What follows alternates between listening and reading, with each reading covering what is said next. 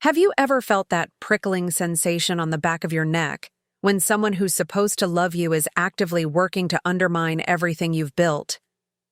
I never expected my own home to become a battlefield, but when my mother-in-law showed up with 2 suitcases and a smile that didn't reach her eyes, my life changed forever.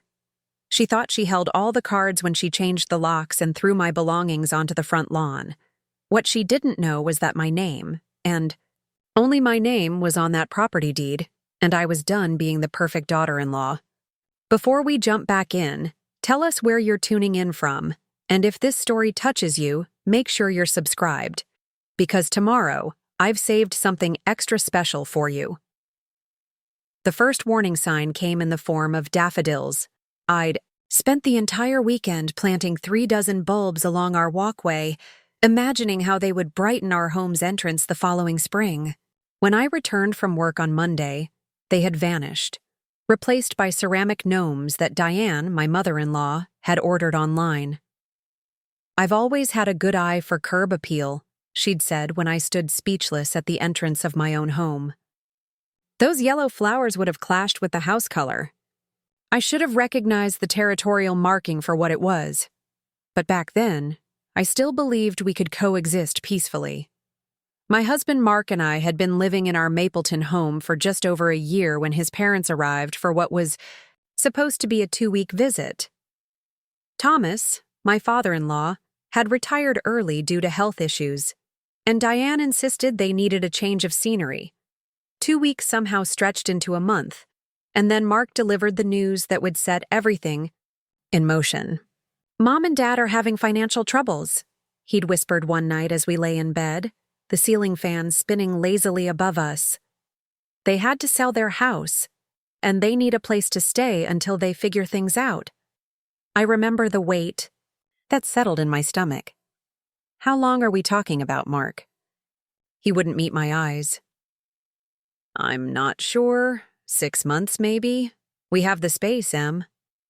We did have the space, a 4-bedroom craftsman-style home that I'd fallen in love with the moment I saw it. I had grown up in cramped apartments, shuffled between relatives after my parents' messy divorce. This house represented stability, something permanent and mine. But I loved Mark, and his worried expression tugged at my heart. "Okay," I agreed, "but we need some ground rules." Diane and Thomas moved in the following weekend. I cleared out the guest bedroom and the small den that I'd been using as a home office for my remote marketing job. I typed up a list of house rules, nothing outrageous, just basics about privacy, noise levels, and kitchen use, and posted it on the refrigerator. Diane tore it down before dinner. "We're family, Emily, not tenants," she'd said, her voice sweet but her eyes cold. "We don't need rules to tell us how to behave in our son's home." I caught the phrasing, "our son's home," but let it slide. Mark was at work, and I didn't want my first day with his parents to devolve into an argument. Besides, Thomas seemed embarrassed by the whole situation, giving me apologetic smiles when Diane wasn't looking. The first month wasn't terrible. Diane took over most of the cooking, which was fine since I worked long hours. Thomas spent his days watching television or reading in the guest room. But as the weather turned colder and autumn leaves began to fall, the dynamic shifted. Diane started rearranging furniture while I was at work. She replaced my family photos with her own. She criticized my cleaning, my cooking, even how I folded Mark's laundry. "Mark has always preferred his shirts folded this way," she would say, undoing my work. "I've known what he likes for 32 years. She was marking her territory, one family photo and rearranged drawer at a time. When I brought these concerns to Mark, he seemed distracted, stressed about a big project at his engineering firm. "Can you just try to get along with her?" he'd asked, rubbing his temples. "She's going through a lot right now." So I tried. I bit my tongue when she accidentally deleted recordings from our DVR. I said nothing when she redecorated our living room with her own knickknacks. I retreated to my makeshift workspace in a corner of our bedroom, where I took client calls and developed marketing campaigns while trying to ignore the growing sensation that I was being erased from my own home, until the day I came home to find my grandmother's antique writing desk, my most precious possession, missing from the entryway. In its place stood an ornate console table I'd never seen before. "Where's my desk?" I demanded, finding Diane in the kitchen preparing dinner. She barely looked up from the pot she was stirring. "That old thing? It was taking up too much space. I put it in the garage for now. This table fits the space much better, don't you think?" Something in me snapped. "No, I don't think. That desk was my grandmother's. You had no right to move it." Diane set down her wooden spoon, turning to face me with an expression of practiced hurt. "I'm just trying to help make this house a proper home. Mark always loved the decor in our house growing up."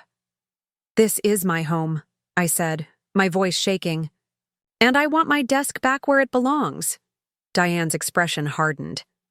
"Well, technically this is Mark's house too, and he's always trusted my taste."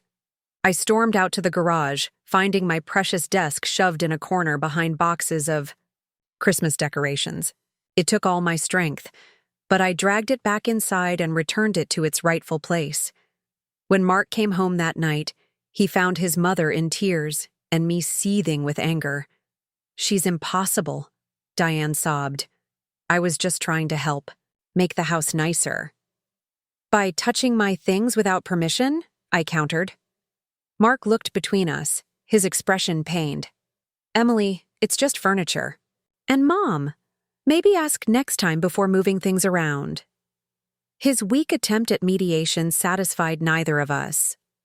Later that night, after another tense meal where Diane recounted stories of Mark's childhood while pointedly excluding me from the conversation, I confronted my husband in our bedroom. "This isn't working," I told him. "They've been here 3 months already with no sign of leaving, and your mother is systematically trying to erase me from our home." "You're overreacting," Mark said, but he wouldn't meet my eyes. "She's just trying to help." "No, she's not helping. She's taking over. Have you noticed that all of my things are disappearing while your mother's stuff is everywhere? This doesn't feel like my house anymore." Mark sighed, pulling me into a reluctant embrace. "It's just temporary, Em. They're family. We can't turn them away." I pulled back, searching his face. "And what am I?" "You're my wife, and I love you.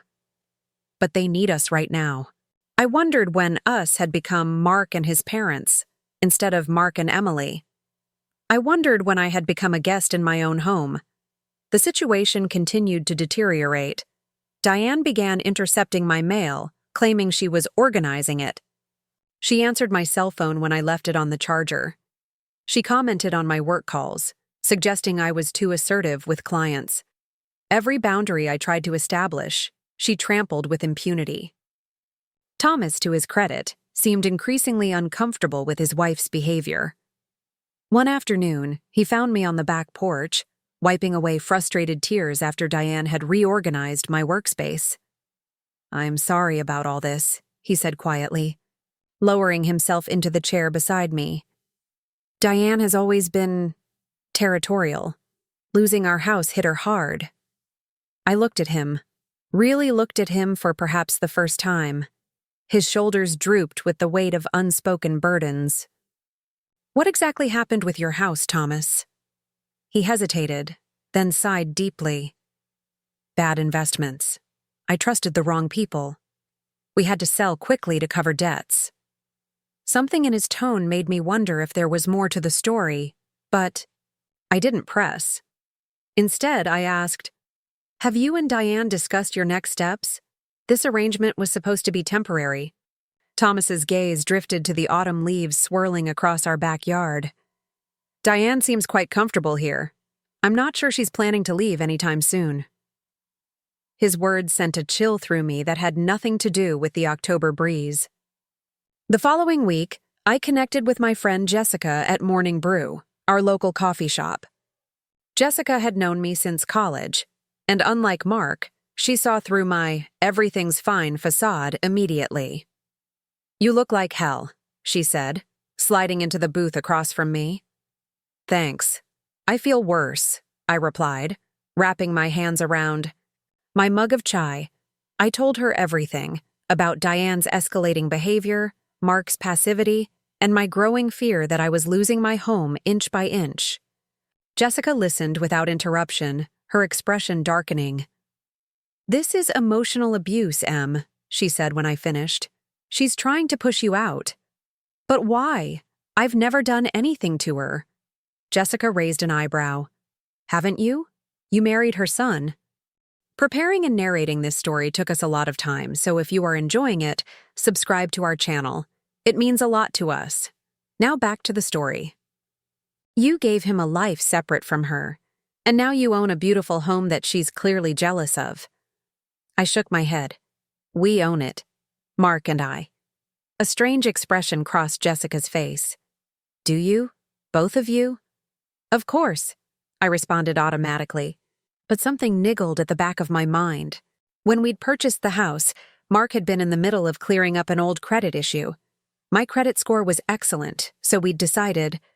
"Oh my God," I whispered. "What?" Jessica leaned forward. "The house. It's in my name. Just mine." We were going to add Mark later, but with everything that happened after we moved in, Jessica's eyes widened. "Are you sure?" I nodded slowly, the realization dawning. The deed is in my name only. I remember signing all the paperwork by myself because Mark was away on business when our closing date got moved up unexpectedly. A slow smile spread across Jessica's face. Well, that changes things, doesn't it? For the first time in months, I felt a flicker of hope. But it was quickly doused by reality. It doesn't matter. Mark would never side with me over his mother. "Are you sure about that?" Jessica asked. "Have you really stood your ground, Emily? Or have you been tiptoeing around trying to keep the peace?" Her words stung because they were true. I had been accommodating, compromising, retreating, all to avoid conflict, all to be the good wife and daughter-in-law. "What would you do?" I asked. Jessica took a sip of her coffee, then leveled her gaze at me. "I'd stop playing nice. This is your house, Emily. Time to act like it." As I drove home, Jessica's words echoed in my mind. My house. My rules. The thought was empowering, but terrifying. Confronting Diane meant possibly losing Mark. Was I prepared for that? The decision was made for me when I arrived home to find Diane hosting a garden club meeting in our living room. 10 women I'd never met sat among my furniture, drinking from my wedding china, while Diane played the perfect hostess. "Oh, Emily, there you are," she called when she spotted me frozen in the doorway. "Ladies, this is my daughter-in-law. She works so much we hardly see her. Emily, I'm giving the ladies a tour of the house renovations I'm planning." "Renovations?" I repeated dumbly. "Yes, dear. I've been telling them how we're finally going to update this outdated kitchen. Those countertops have got to go." I looked around at the strangers in my living room, at my mother-in-law planning changes to my house without my knowledge or consent, and something inside me hardened. Without a word, I turned and walked out, ignoring Diane's calls behind me. I drove to the county records office, requested a copy of my property deed, and confirmed what I already knew. Emily Wilson was the sole owner of 415 Maple Street. Not Mark Wilson. Not Diane and Thomas Wilson. Just me.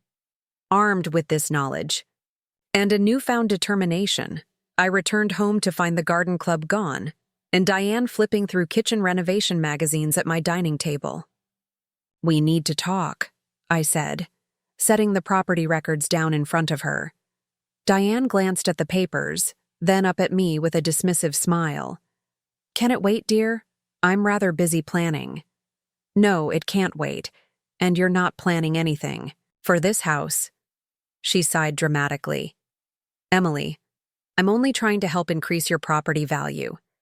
These old countertops are exactly how I want them," I cut in. "This is my house, Diane. Mine. Not yours, not Mark's. Mine." She blinked, finally registering my tone.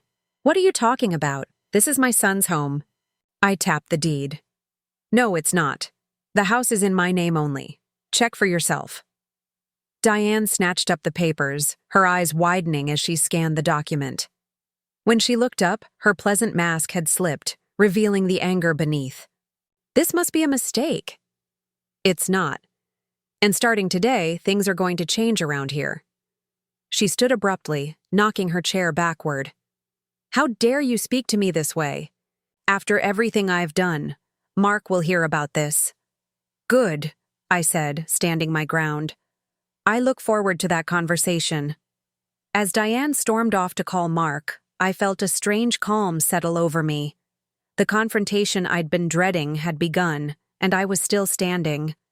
Whatever came next, I would face it with the knowledge that this was my home, and I was done being a guest in it. The wait for Mark to come home that evening was excruciating. I paced our bedroom, the last space in the house that still felt somewhat mine, rehearsing what I would say. Diane had barricaded herself in the guest room after our confrontation, emerging only to whisper urgently with Thomas in the kitchen. I caught fragments of their conversation. Ungrateful. Temporary. Setback, Mark will fix this. When I heard Mark's car in the driveway, my heart began to race. This was it. The moment of truth. Would he stand with me, or would his mother's influence prove too strong? I heard the murmur of voices downstairs, Diane's high-pitched tone carrying urgency. After what felt like an eternity, heavy footsteps ascended the stairs. Our bedroom door opened, and Mark stood there, his expression unreadable. Is it true? He asked without preamble. The house is only in your name? I nodded, straightening my shoulders. Yes. We never got around to adding you to the deed after your credit issues were resolved. Mark ran a hand through his hair, a gesture I'd seen countless times when he was stressed. Mom's pretty upset. I imagine she is, I replied, fighting to keep my voice steady. She just discovered she can't take over a house that doesn't belong to her. That's harsh, Emily. She's just trying to help. I felt a flash of anger. Is that what you call it? Helping? She's been systematically pushing me out of my own home for months, and you've done nothing to stop it. Mark looked taken aback. That's not fair. She's my mother, and they're going through a hard time. And I'm your wife, I exclaimed, my composure finally cracking. But you haven't been acting like it. Every time she crosses a line, you make excuses for her. Every time I tell you I'm unhappy, you dismiss my feelings. That's not true, he protested, but his eyes slid away from mine. It is true, I insisted. And now we're going to have an honest conversation about boundaries and respect, because I can't live like this anymore. Mark sank onto the edge of our bed, suddenly looking exhausted.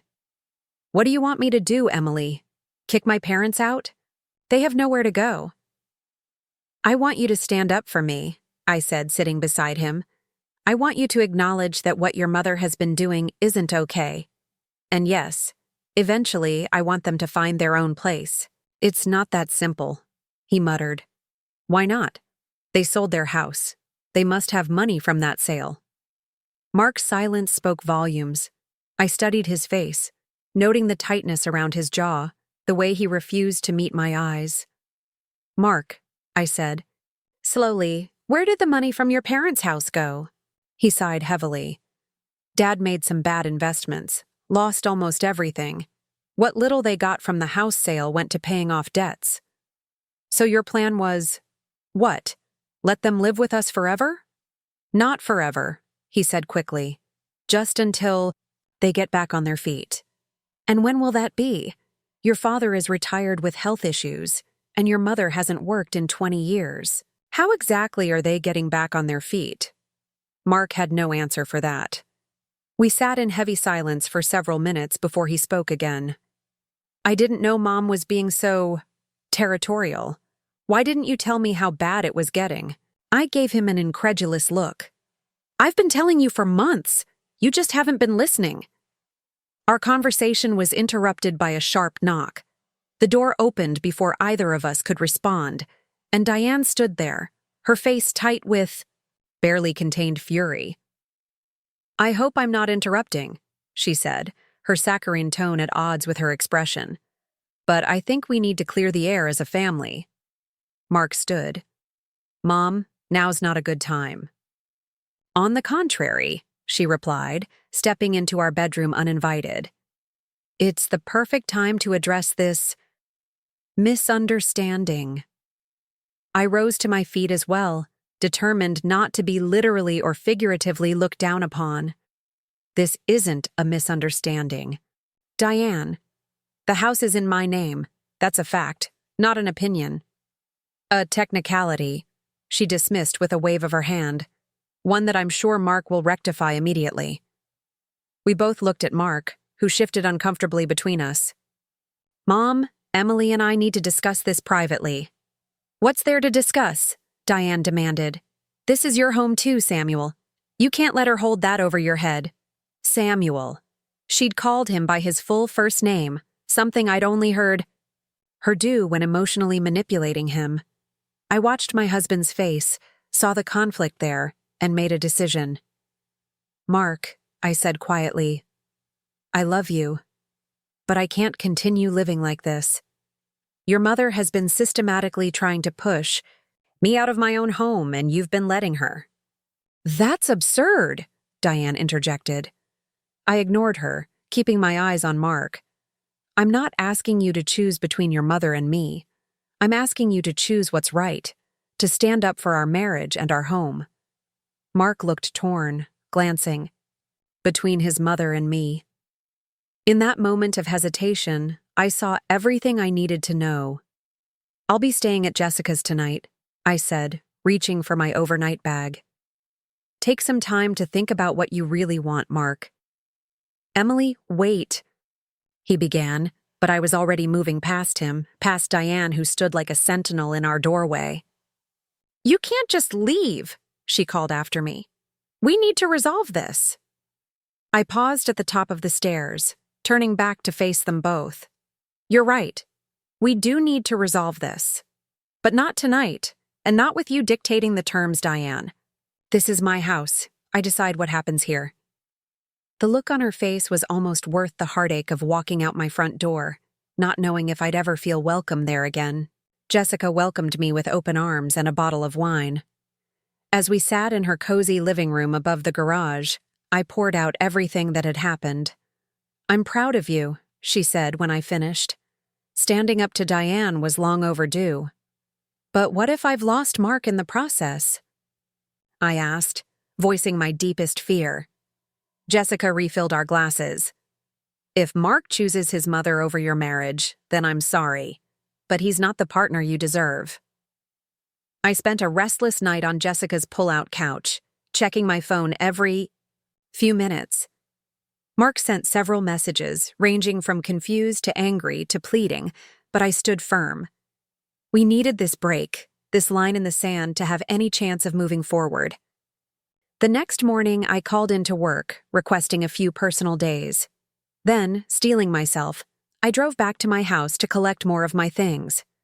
I half expected the locks to be changed, a petty move that would align with Diane's character, but my key still worked. The house was eerily quiet when I entered.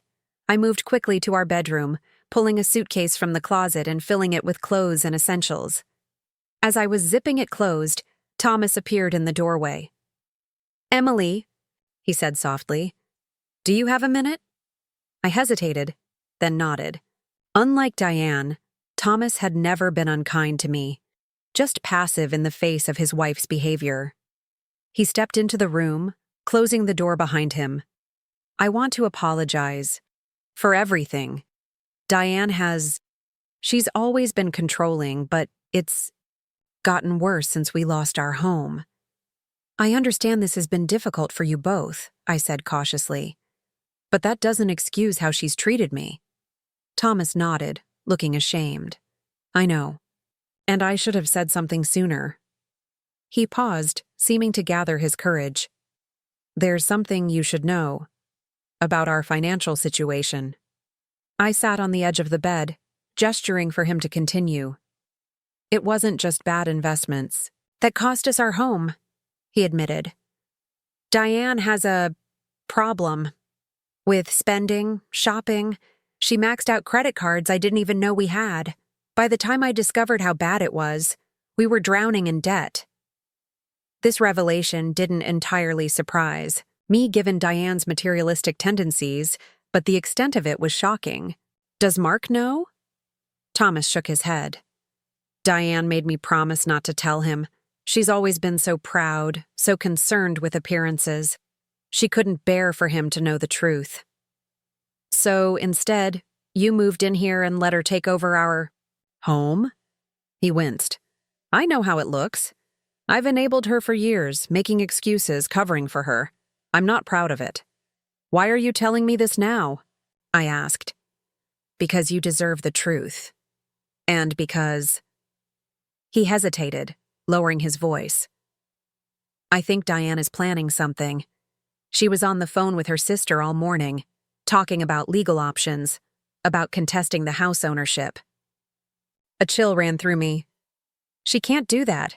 The deed is in my name. I know, but Diane sees what she wants to see. And right now, she sees this house as her son's rightful property, and by extension, hers. I stood, grabbing my suitcase. Thank you for telling me, Thomas. I appreciate the warning. As I headed for the door, he called after me. Emily? For what it's worth, I think Mark is starting to see things more clearly. After you left last night, he and Diane had quite an argument. I paused, hope flickering. Really? Thomas nodded. It's the first time I've seen him stand up to her in years. With those words giving me strength, I continued downstairs. As I reached the front door, it opened, and Mark stood there looking startled to see me. Emily, he breathed, you came back. Just to get some things, I clarified. I'm staying at Jessica's for now. His face fell. Can we talk, please? I hesitated, then nodded. But not here. Meet me at Morning Brew in an hour. As I drove away, I caught a glimpse of Diane watching from the living room window, her expression calculating. Thomas's warning echoed in my mind. Whatever she was planning, I needed to be prepared. An hour later, I sat across from Mark in our usual booth at the coffee shop, 2 untouched mugs between us. He looked terrible, unshaven, dark circles under his eyes suggesting he'd slept as poorly as I had. I'm sorry, he began, for everything, for not seeing what was happening, for not standing up for you. You were right. I've been letting my mother cross boundaries that should never have been crossed. It was everything I'd wanted to hear for months, but now that the words were finally coming, I found myself wary. What changed? Mark sighed, running a hand through his disheveled hair. After you left, Mom went on a rant about how ungrateful you are, how you've been trying to turn me against her, and suddenly I could see it, really see it. How she's always manipulated situations, twisted things to make herself the victim. I've been doing it my whole life, appeasing her to keep the peace. And now? I asked, my heart pounding. Now I want to fix this, fix us, if you'll give me the chance. I wanted to believe him, wanted it desperately, but months of disappointment had taught me caution. Words are easy, Mark. What about your parents? They're still in our house. I talked to Dad this morning, he said. They're going to look for an apartment, something small but close by. I raised an eyebrow, skeptical. And your mother agreed to this? Mark looked down at his coffee. Not exactly. She still thinks we can work things out if we all just compromise. Compromise, I repeated flatly. Like I've been doing for months while she systematically took over our home? I know, he said quickly. And I'm not asking you to keep doing that. I'm asking for a chance to make things right. I studied his face, searching for any sign of the wavering, people-pleasing husband who had consistently chosen his mother's comfort over mine. Instead, I saw determination and regret in equal measure. I need to know you're really on my side this time, I said finally. That when things get difficult, and they will, you won't cave to her demands. Mark reached across the table, taking my hand in his. I'm on your side, Emily. Always. I just lost sight of that for a while. I wanted to believe him. More than anything, I wanted to believe that our marriage could survive this storm. But Thomas's warning still echoed in my mind. There's something else you should know, I said, squeezing his hand. Your father told me about your mother's spending problem, about how it contributed to them losing their house. Mark's expression shifted from surprise to realization to anger. That explains a lot, actually. Why they were always borrowing money. Why Dad seemed so stressed about finances even before they sold the house. Your mother's planning something, I continued. Your dad overheard her talking about legal options, about contesting the house ownership. Mark's face hardened. She can't do that. The house is yours. The simple acknowledgement, spoken without hesitation, lifted a weight from my shoulders. So you understand why I had to draw a line? Why I couldn't keep pretending everything was fine? I do, he said firmly. And I'm going to fix this, Emily. I promise. As we left the coffee shop together, I felt cautiously optimistic. Mark seemed genuinely committed to standing up to his mother and protecting our marriage. But I'd been disappointed before, and Diane had proven herself a formidable opponent. The real test would come when we returned home to find out exactly what she had been planning in my absence. The house was quiet when we arrived. Too quiet. Mark's hand was warm and reassuring on my lower back as we entered, but I couldn't shake the feeling that we were walking into an ambush. The living room was empty, the kitchen deserted. Mark frowned, checking his watch. They should be here, he murmured. Dad's car's in the driveway. We found them in the home office, my home office, that had been commandeered by Thomas months ago. Diane sat behind my desk like she owned it, papers spread before her. Thomas stood by the window, his expression grave. And beside them sat a woman I'd never seen before, impeccably dressed in a charcoal suit. What's going on? Mark demanded, taking in the scene. Diane's smile was triumphant. Mark, Emily, this is Patricia Lambert. She's a family attorney. My blood ran cold, so this was her plan. Legal action. The attorney stood, offering her hand. Mrs. Wilson, Mr. Wilson, I understand there's some confusion about the property ownership that we need to clarify. I didn't take her hand. There's no confusion. The house is in my name. Patricia smiled thinly. Yes, well, that's the technical situation. However, Mrs. Wilson, the elder Mrs. Wilson, has raised some concerns about the circumstances under which the property was purchased. Mark stepped forward. Mom, what are you doing? Diane's expression was a perfect blend of concern and righteousness. What's necessary, dear? This house was meant to be your family home. Emily's actions have made it clear that she doesn't consider us family. Because family doesn't try to take over someone else's home, I retorted, anger building. Family doesn't rearrange furniture, replace photos, and plan renovations without permission. Patricia cleared her throat. If we could focus on the legal matter at hand. There is no legal matter, Mark interrupted. The house is in Emily's name. End of story. Patricia looked uncomfortable. Actually, there may be grounds for what we call constructive trust. If funds for the purchase came from joint accounts, or if there was a clear understanding that the property would be jointly owned. Stop. Thomas's quiet command silenced the room. He turned from the window, his expression pained but resolute. This has gone far enough. Diane stared at her husband in shock. Thomas, what are you doing? The right thing. Finally. He looked at Mark, then at me. Emily, I'm sorry. For everything. For letting Diane's behavior go unchecked. for not speaking up sooner. He turned to the attorney. There are no grounds for any legal action. My wife is upset because she's lost control of the situation. Thomas, Diane gasped. He continued as if she hadn't spoken. The house was purchased with Emily's funds. She had excellent credit while Mark was still clearing up an old issue. They planned to add his name later but never got around to it. There was no deception, no constructive trust scenario. The attorney shifted uncomfortably. Mrs. Wilson, you assured me there were financial irregularities. The only financial irregularities, Thomas cut in, are the ones that cost us our own home. Diane's spending habits, not Emily's actions, are what brought us here. Mark looked between his parents, realization dawning. Is that true?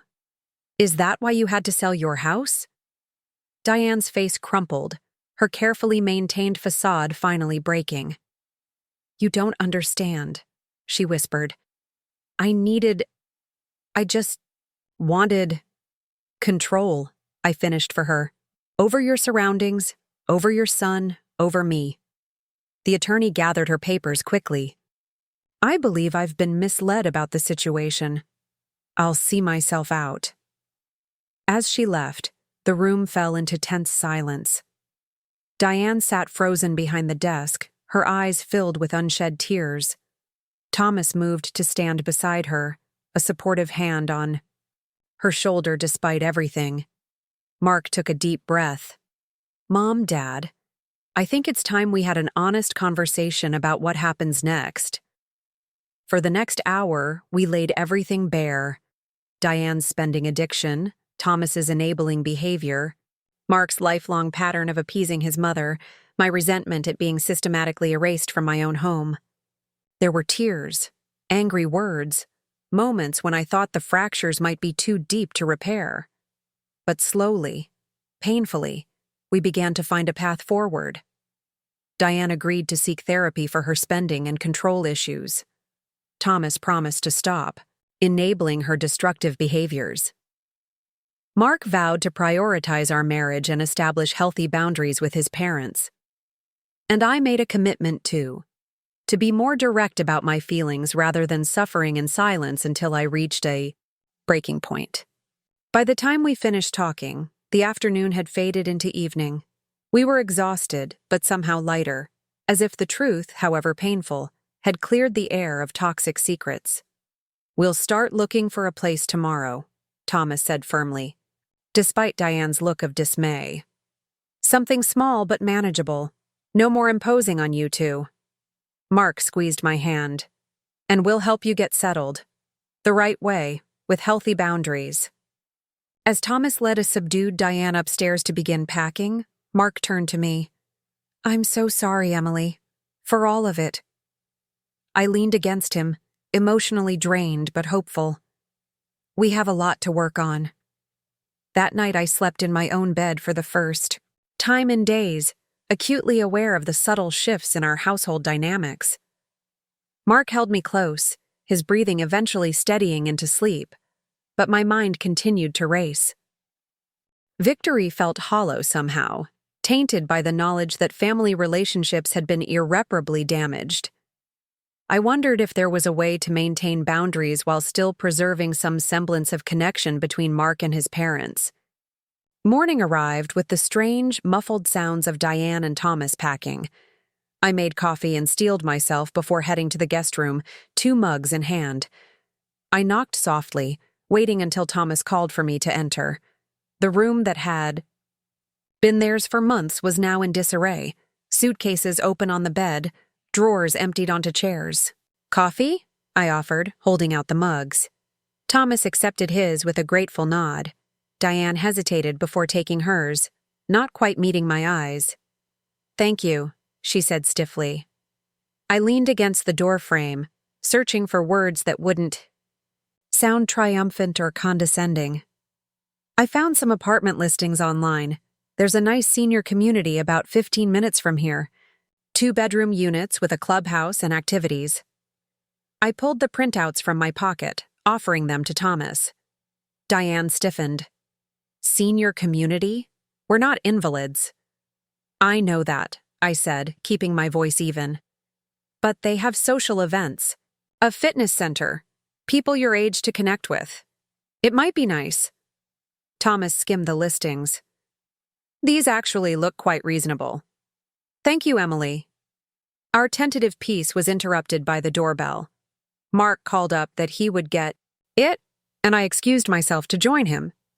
To my surprise, Jessica stood on our doorstep, a large tote bag in hand. Thought you might need reinforcements, she said, stepping inside and giving me a quick hug. How's Operation Take Back Your House going? I glanced nervously toward the stairs. It's progressing. They're packing. Jessica raised her eyebrows. Well, that's something. And Mark? Her voice dropped to a whisper. He finally stood up to Diane, I confirmed. We're working through things. Good. She handed me the tote bag. I brought breakfast. Real estate attorney by day, stress baker by night. I peered inside to find homemade muffins and scones. You're a lifesaver. Join us? Jessica followed me to the kitchen where Mark was brewing a second pot of coffee. He greeted her with obvious relief. Thanks for taking care of Emily these past few days. Someone had to, Jessica replied, her tone light but pointed. Mark had the grace to look ashamed. I know. I've been a terrible husband. Not terrible, I corrected, setting out plates. Just conflict avoidant to a fault. A trait I'm working on, he promised, pouring coffee for Jessica. We were arranging breakfast on the table when Thomas and Diane appeared in the doorway, suitcases in hand. Diane glanced at Jessica, then at the breakfast spread, her expression unreadable. We should get going, Thomas said. My brother's expecting us by noon. I felt a pang of guilt at their hasty departure. Despite everything, kicking them out had never been my goal. I'd simply wanted respect and boundaries. You could stay. For breakfast, I offered. Diane looked surprised. You'd want that? You're still Mark's parents, I said. That hasn't changed. A cautious truce settled over the breakfast table as we ate Jessica's baked goods and discussed practical matters. How long they might stay with Thomas's brother, which apartment listings looked promising, when they might come by to collect the rest of their belongings. Diane remained largely silent, contributing only when directly addressed. The fight seemed to have gone out of her, leaving behind a deflated shell of the domineering woman who had terrorized my home for months.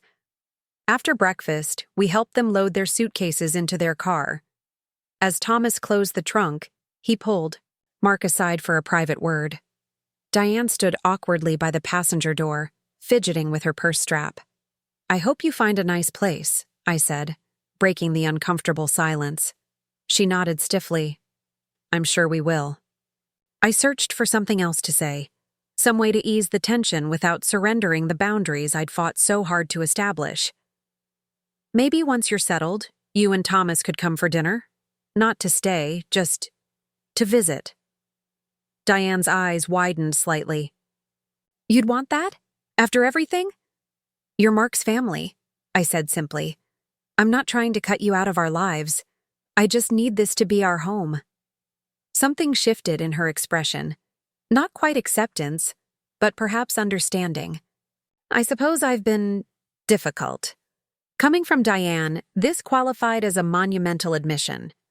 We all have things to work on, I acknowledged, offering an olive branch.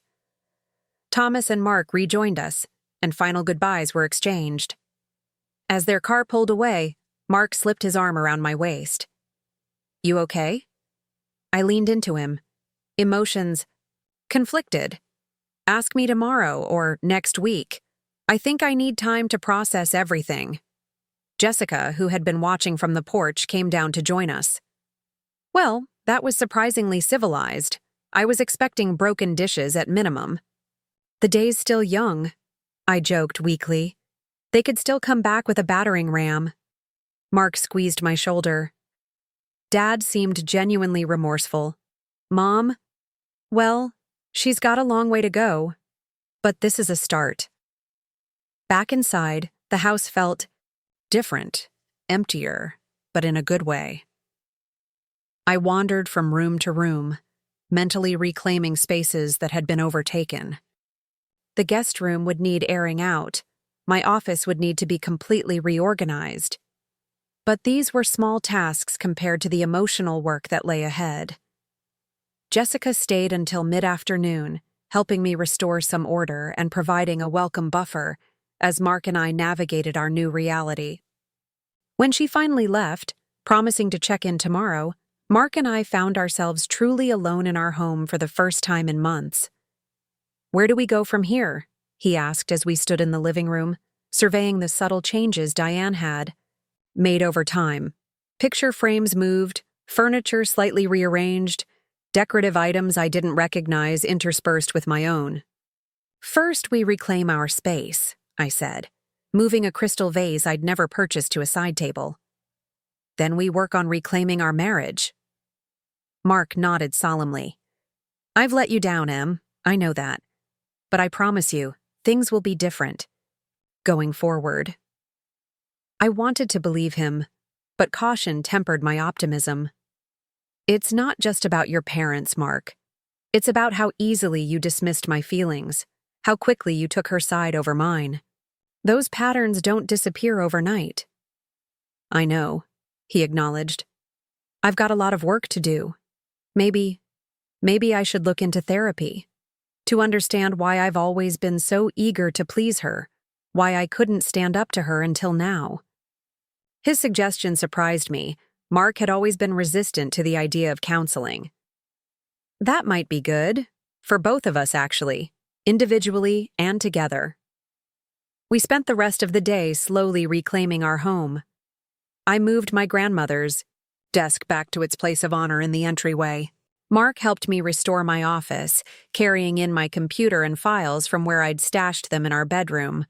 We ordered takeout for dinner and ate on the back porch, watching the sunset and talking more openly than we had in months.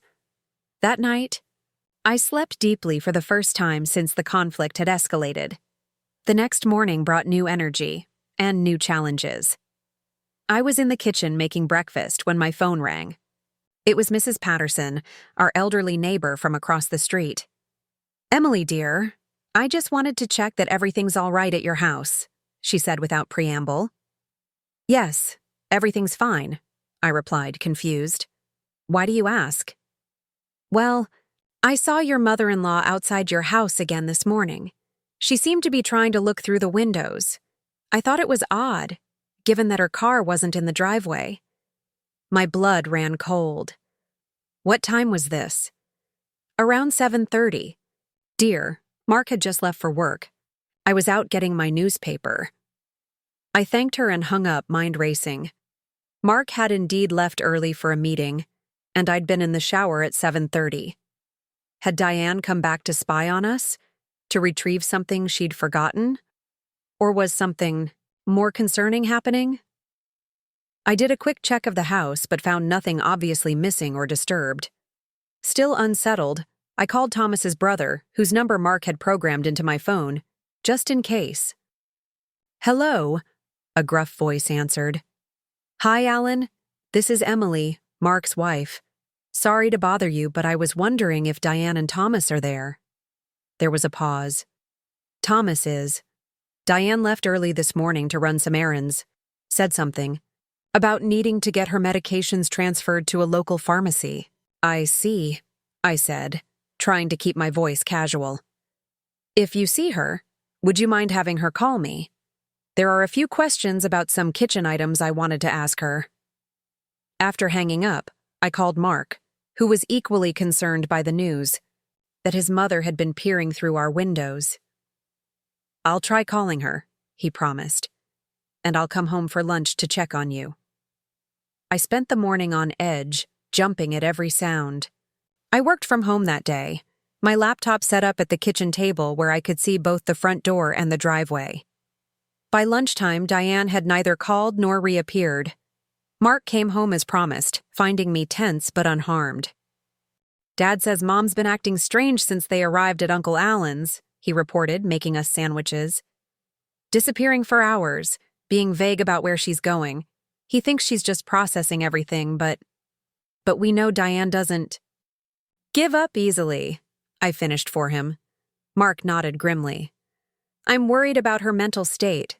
Dad said she barely slept last night, kept talking about making things right. That doesn't sound ominous at all, I muttered. Mark had to return to work for an afternoon meeting, but promised to come straight home afterward. I continued working at the kitchen table, one eye always on the windows. Around 3 o'clock, the doorbell rang. I approached cautiously, peering through the peephole to find Diane standing on my porch, arms folded tightly across her chest. I took a deep breath and opened the door, but only part way, my foot braced against the bottom. Diane, this is unexpected. She looked different, smaller somehow, without her usual perfect makeup and styled hair. Her eyes were rimmed with red, suggesting recent tears or lack of sleep. May I come in, just to talk? Every instinct warned against it, but refusing would only escalate tensions. 20 minutes, I said, stepping back to let her enter. Mark will be home soon. Diane walked stiffly into the living room, but remained standing, declining my automatic offer of tea or coffee. I need to say something, and I need you to listen without interrupting. I nodded cautiously, maintaining some distance between us. I've been unfair to you, she began, the words seeming to physically pain her. Thomas says I've been trying to take over your home, that I've been trying to push you out of Mark's life. She paused, and I fought the urge to fill the silence with platitudes. This was clearly difficult for her, and I wouldn't make it easier with empty reassurances. The thing is, she continued, Mark is all I have. All I've ever had, really. Thomas and our marriage hasn't been a true partnership in years. And when Mark met you, when he built this life that didn't include me at the center. She trailed off, blinking rapidly. You felt replaced, I supplied quietly. She nodded sharply. It was easy to paint you as the villain, the woman who stole my son. And when we lost our house, when we had to come here, I saw an opportunity to reclaim what I'd lost, to be needed again. Her honesty surprised me. I hadn't expected such self-awareness from a woman who had spent months manipulating everyone around her. I told myself I was helping, she continued, that the house needed a woman's touch, my touch, that Mark would appreciate the familiar comforts of his childhood home. But really, I was trying to erase you, to pretend you didn't exist, or that you were just temporary. And now? I asked when she fell silent. Diane met my eyes directly for perhaps the first time. Now I realize that I've risked losing my son entirely with my behavior. Thomas is furious with me. Mark is disappointed in me. And Her voice caught. I don't know how to fix it. The vulnerability in her admission disarmed me. This was a side of Diane I'd never seen, never imagined existed beneath the controlling exterior. It won't be fixed overnight, I said honestly. There's been too much damage. But acknowledging the problem is a start. She nodded, eyes downcast. I went to see a therapist this morning, just a consultation. Thomas insisted. That explained her earlier appearance at our house. She must have driven by on her way to or from the appointment. That's a positive step. She suggested I make amends, starting with you. Diane squared her shoulders. So I'm sorry, Emily, for trying to take over your home, for disrespecting your boundaries, for treating you like an obstacle instead of my son's chosen partner. Her apology sounded rehearsed but sincere. I wondered how many times she'd practiced it on the drive over. Thank you, I said simply. I appreciate that. Diane seemed to deflate slightly, as if she'd been bracing for rejection. There's something else about the house. My guard instantly went back up. What about it? I've been difficult about the ownership situation, she admitted. But I want you to know I've instructed Patricia, the attorney, not to pursue any action. The house is yours, as you said. I was wrong to suggest otherwise. Relief washed over me. I hadn't realized how much that particular threat had been weighing on my mind. That's good to hear. Diane glanced around the living room, her eyes lingering on the spaces where her decorative touches had been removed, replaced by my own style. It's a lovely home. You've created a beautiful space for Mark. For us, I corrected gently. Mark and I created it together. She flinched slightly but nodded. Yes, of course. An awkward silence settled between us. I wasn't ready to forgive completely, to act as if the months of manipulation hadn't happened. But I recognized the effort this visit required of her, the pride she'd had to swallow to apologize. Would you like that coffee now? I offered. Diane's surprise was evident.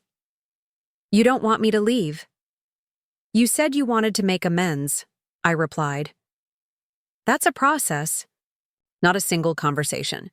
If we're going to find a way forward where you can be in Mark's life without trying to control it, we need to learn how to be in the same room without hostility. She considered this, then nodded slowly. Coffee would be nice. We moved to the kitchen, where I busied myself with the coffee maker while Diane perched uncomfortably on a stool at the counter. The silence was heavy but not entirely hostile. You know, I said as I measured coffee grounds, I never wanted to come between you and Mark. I know how important you are to him. Diane's hands fidgeted with a napkin. But I tried to come between you and him. Yes, I agreed, not softening. The truth. And it nearly destroyed our marriage. She winced. I never meant to hurt Mark. But you did, I pointed out. By forcing him to choose sides, by manipulating him, by refusing to respect his choices. You hurt him deeply. Tears welled in her eyes. How do I fix that? I placed a mug of coffee in front of her. By respecting his boundaries going forward. By treating his choices, including me, with respect. By getting help for your control issues so they don't keep damaging your relationships. She took a sip of coffee, her hands trembling slightly. The therapist said I have narcissistic tendencies, that I see people as extensions of myself rather than as independent beings. The clinical assessment fit perfectly with my experience of her, but I was surprised by her willingness to share it. And what did you think of that diagnosis?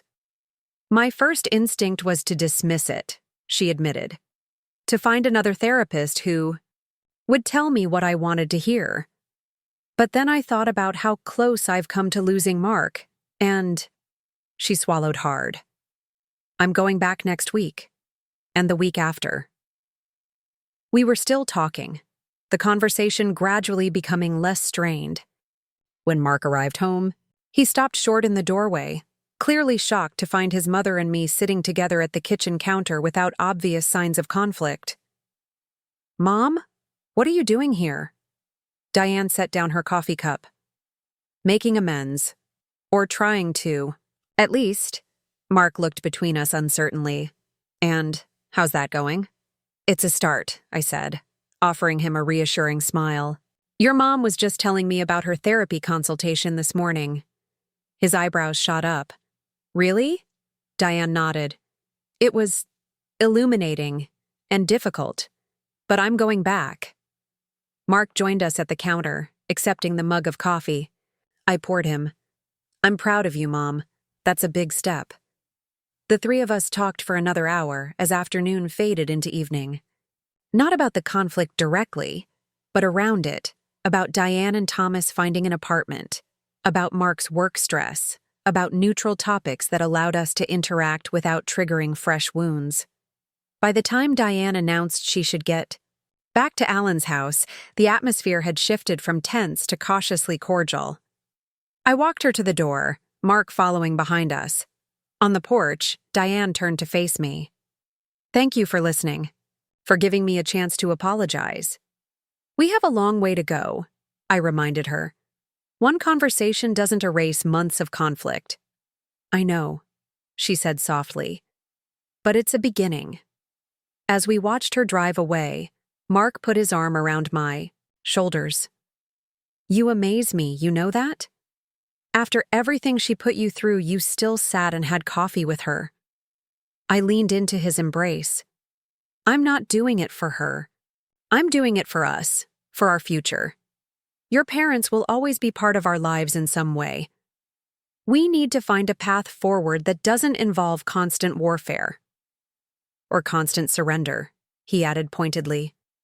I meant what I said about boundaries. Emily, things will be different now. I turned to face him, searching his eyes. Promise me something. If I ever start acting like your mother, controlling, manipulative, unwilling to respect others' boundaries, you'll call me on it immediately. Mark laughed. You couldn't be like her if you tried. Promise me anyway, I insisted. These patterns can be insidious. He sobered, nodding. I promise. And you'll do the same for me? Let me know if I start slipping back into old patterns of avoidance and appeasement. Deal, I agreed, sealing it with a kiss. That evening, as we cooked dinner, together in our reclaimed kitchen, I felt the first real stirrings of hope. The crisis wasn't over. Diane's apparent breakthrough could easily be another manipulation tactic, and rebuilding trust with Mark would take time. But for the first time, I could envision a future where my home truly felt like mine again, where my marriage was stronger for having weathered the storm. I was setting the table when my phone buzzed with a text from Jessica. Survived the day? Need rescue? I smiled and typed back. All quiet on the Western Front. Diane came by to apologize. Suspicious but hopeful. Her response was immediate. Whoa, plot twist. Keep your guard up, but good sign? Time will tell, I replied. Dinner tomorrow to debrief? Absolutely. Your house or mine? I paused, considering. For months, I'd avoided hosting anyone at our home, too embarrassed by the tension, too worn down by Diane's constant presence. Now, with the house emptied of in-laws and slowly returning to its former state, I felt a surge of possessive pride. My house, I texted firmly. 7 p.m. I'll cook. Mark looked up from the stove where he was stirring pasta sauce. Jessica coming? Over? Tomorrow night, I confirmed. I thought it would be nice to have a friend over. To reclaim our social life along with our space. He smiled warmly. I like that idea. Maybe we could have your brother and his wife over this weekend? It's been ages since we've seen them. The suggestion heartened me. Mark was thinking about our future, about rebuilding the life that had been put on hold during his parents' occupation. That sounds perfect. As we sat down to dinner in our dining room, the same room where I'd discovered the house was solely in my name, where so much conflict had played out, I felt a sense of peacefulness descend. The road ahead wouldn't be easy. Trust had been broken, boundaries crossed, relationships damaged. But here, in this moment, sharing a meal with my husband in our home, I felt something I hadn't experienced in months. Hope. The property deed that had sparked so much conflict now seemed like a symbol of something larger. My willingness to finally stand up for myself, to demand respect, to refuse to be erased from my own life. It had been a painful journey, but as I looked across the table at Mark, I knew it had been necessary. To new beginnings, I proposed, raising my wine glass. Mark clinked his glass against mine. And to hard-won wisdom. 2 weeks passed with surprising tranquility. Diane and Thomas found a modest apartment in Silvercrest, a seniors' community 15 minutes from our house. It wasn't the most luxurious, complex, but it offered activities, a community garden, and most importantly, independence. Mark and I helped them move in, carrying boxes and arranging furniture under Diane's careful direction. She remained subdued throughout the process, her usual commanding presence tempered by what appeared to be genuine effort to change. The bedroom lamp would look better by the window, I suggested at one point, testing the waters. Diane paused, visibly wrestling with the urge to dismiss my opinion. Perhaps you're right, she conceded, a small victory that didn't go unnoticed by Mark, who shot me an encouraging smile. Thomas seemed relieved by the change in dynamics. As we unpacked kitchenware, he confided that Diane had attended 3 therapy sessions already. It's not easy for her, he said quietly, accepting that her behavior drove everyone away. But she's trying. I arranged mugs in the cabinet, considering his words. Change takes time, we understand that. She was up all night reorganizing. These boxes, he continued, gesturing around the apartment, said she needed to make it perfect before you and Mark arrived. I think she wants to prove she can create her own space instead of taking over someone else's. The insight surprised me. Perhaps Diane's controlling nature came from a deeper insecurity, a desperate need to shape her surroundings when she felt powerless in other aspects of life. It didn't excuse her actions, but it helped me understand them a little better. After the move-in day, Mark and I established clear boundaries: Sunday dinners at our house or their apartment, phone calls limited to evenings unless it was an emergency. No unannounced visits. Diane struggled with these restrictions, accustomed as she was to unlimited access to her son, but she complied with minimal resistance. On our 3rd Sunday dinner at their apartment, as Mark helped Thomas set up a new television stand, Diane approached me in the kitchen. I've been thinking about taking a class, she said, arranging cookies on a plate with precise movements. The community center offers watercolor painting on Thursday afternoons. That sounds lovely, I replied, genuinely pleased by her interest in developing a hobby unrelated to micromanaging her family. Have you painted before? Not since college, she admitted. I used to enjoy it before Mark was born? I guessed. She nodded, a faraway look in her eyes. Before I became someone's mother, someone's wife, just Diane Baker, art student with big dreams. I'd never thought of her as having an identity separate from her role as Mark's mother. The realization that she'd once been a young woman with aspirations of her own humanized her in a way our previous interactions never had. You should definitely take the class, I encouraged. Maybe you could show me your work sometime. She looked surprised by my interest, but seemed pleased. I'd like that. As we drove home that evening, I shared the conversation with Mark. It's hard to imagine your mother as a college art student. He looked equally bemused. Dad mentioned once that she used to paint, but she always brushed it off when I asked about it, said it was just a silly phase. Maybe rediscovering that part of herself will help her find an identity beyond being your mother. Give her something else to focus on. Mark reached across the console to squeeze my hand. That would be good for everyone. Our cautious optimism was tested the following Saturday when Diane called in a panic. Thomas has fallen, she gasped, her voice shrill with fear. The ambulance is taking him to Mercy Hospital. Can you meet us there? We arrived at the emergency room to find Diane pacing the waiting area, her face pale with worry. He was hanging curtains, she explained as Mark enveloped her in a hug. The stepladder wasn't stable enough. He hit his head on the coffee table on the way down. The doctors diagnosed Thomas with a concussion and a sprained wrist. Nothing life-threatening, but concerning enough given his age and previous health issues. As we waited for him to be discharged, the nurse provided care instructions. He'll need someone with him for the next 48 hours, she explained, handing Diane a sheet of symptoms to watch for. And he shouldn't be alone on the stairs for at least a week. Diane nodded, her expression determined. I'll take care of him. We can help, Mark offered. One of us could stay with you, or Thomas could stay at our house while he recovers. I tensed involuntarily at the suggestion, memories of their previous temporary stay still fresh. Diane caught my reaction and, to my surprise, shook her head. That's very kind, but we'll manage at the apartment. I can handle it." She turned to me, something like understanding in her eyes. "You've both done enough. This is my responsibility." The mature response caught me off guard.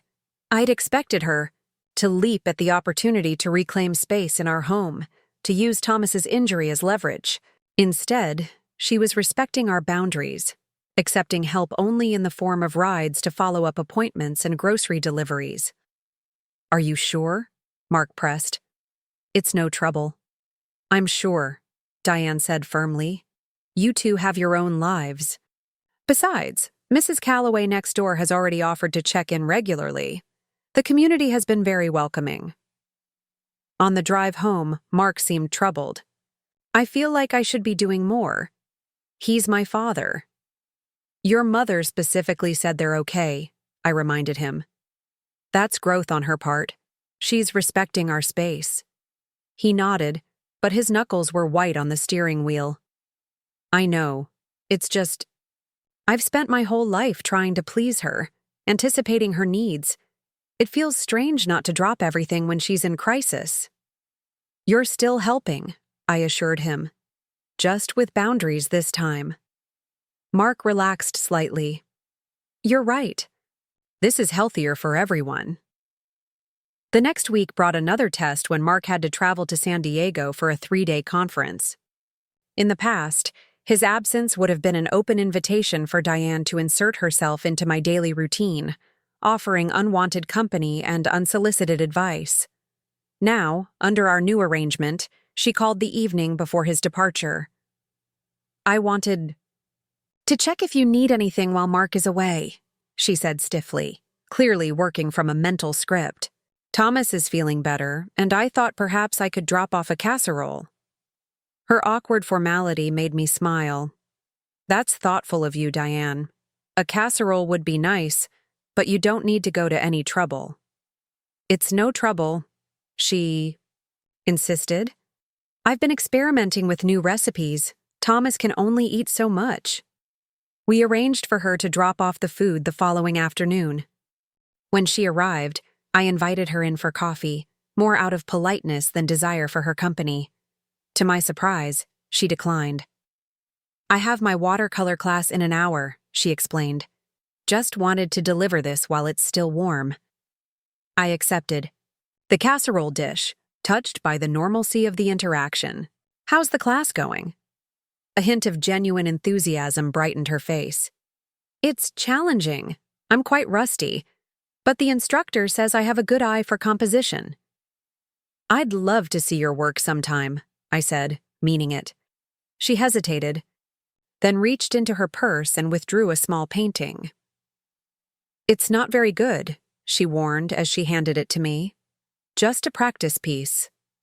The watercolor depicted a simple garden scene, flowers in varying shades of purple and blue against a washed green background. It wasn't gallery-worthy, but it showed promise, with delicate brushwork and thoughtful use of color. "This is lovely, Diane," I said honestly. "You have talent." She flushed with pleasure. "You can keep it if you like, as a thank you for helping with Thomas's accident." The gesture took me by surprise. "Are you sure?" She nodded, already backing toward her car. "I should go. Don't want to be late for class." As she drove away, I looked down at the small painting in my hands. It was the first gift Diane had ever given me that wasn't loaded with ulterior motives or passive-aggressive commentary. Perhaps it was a small thing, but it felt significant. A peace offering, a tentative step toward a different kind of relationship.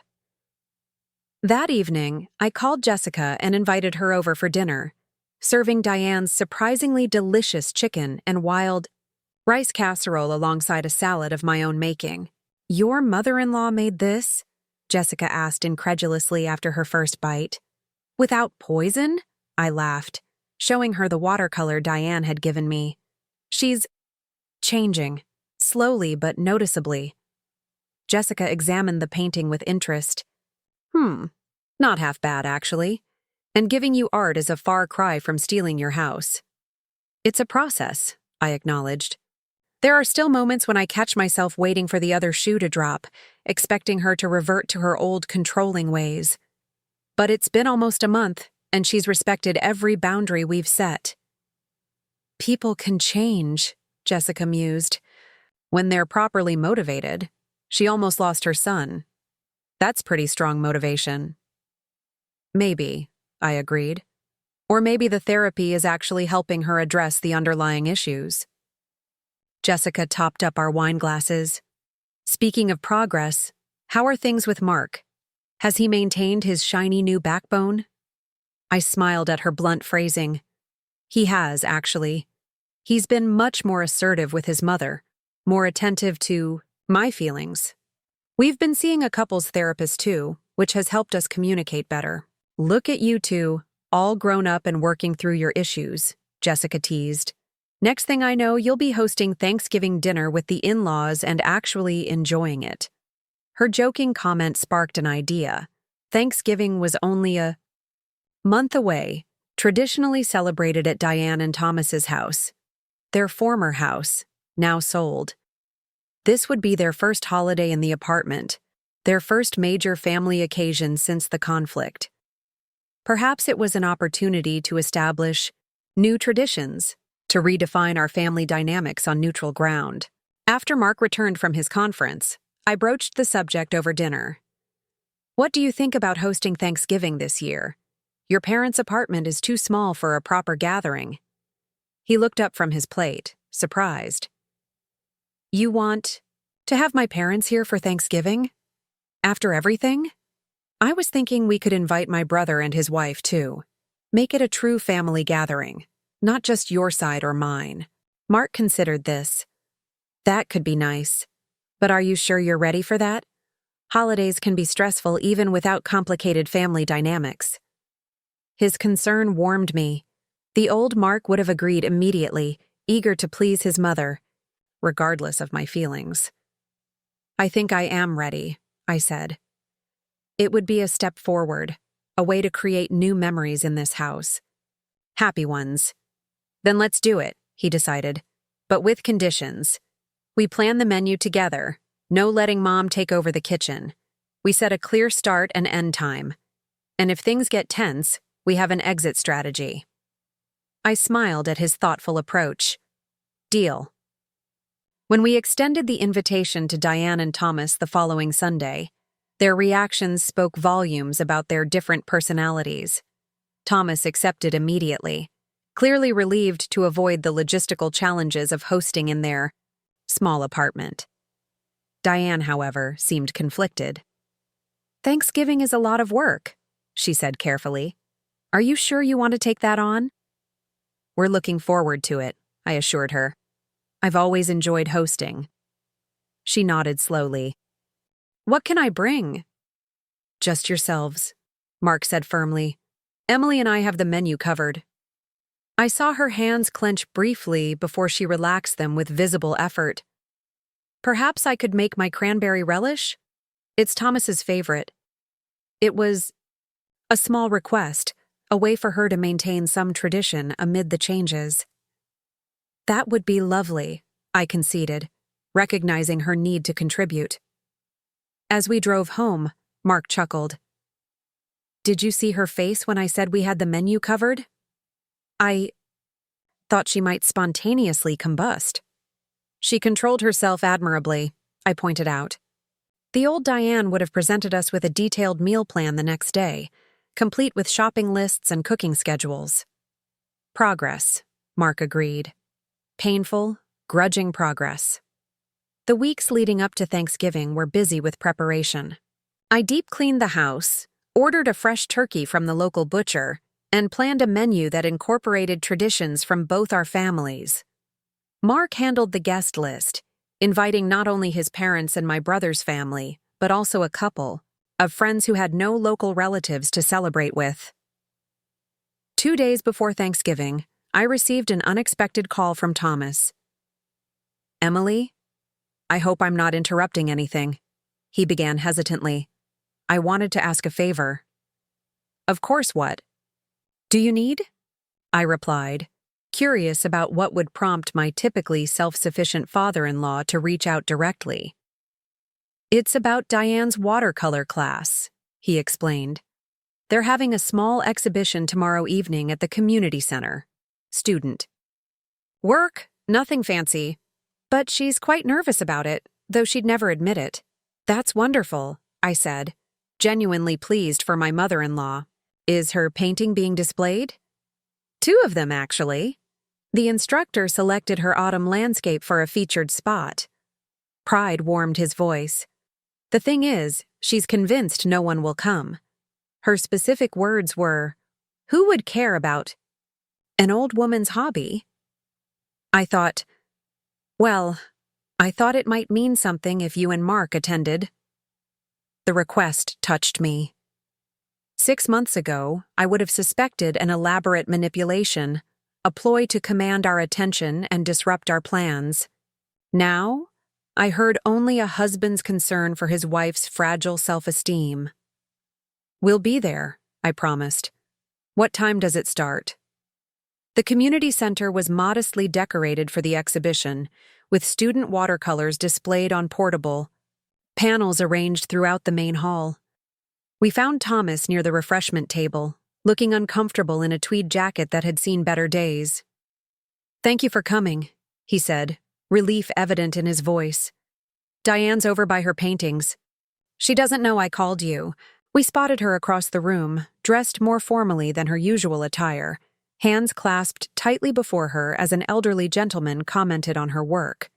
She looked smaller somehow, vulnerable in a way I'd never associated with the domineering woman who had terrorized my home. Mark approached first, touching her elbow gently. "Mom, these are fantastic." Diane turned, her eyes widening in surprise. "Mark? Emily? What are you doing here?" "We came to see your work," I explained, gesturing to the paintings. "Thomas mentioned the exhibition." She shot her husband a look that mixed irritation with gratitude. "You didn't have to come. I know you're busy with Thanksgiving preparations." "We wanted to be here," Mark assured her, studying the larger of her two paintings, a fall landscape with vivid oranges and reds reflecting in a still pond. "You've been hiding your talent all these years." Diane flushed with pleasure despite her attempt to appear nonchalant. "It's just a hobby." "A meaningful I observed, noting the care evident in each brushstroke. "You should be proud." We spent the next hour touring the exhibition, listening as Diane explained techniques and challenges, gradually relaxing into genuine enthusiasm for her rediscovered passion.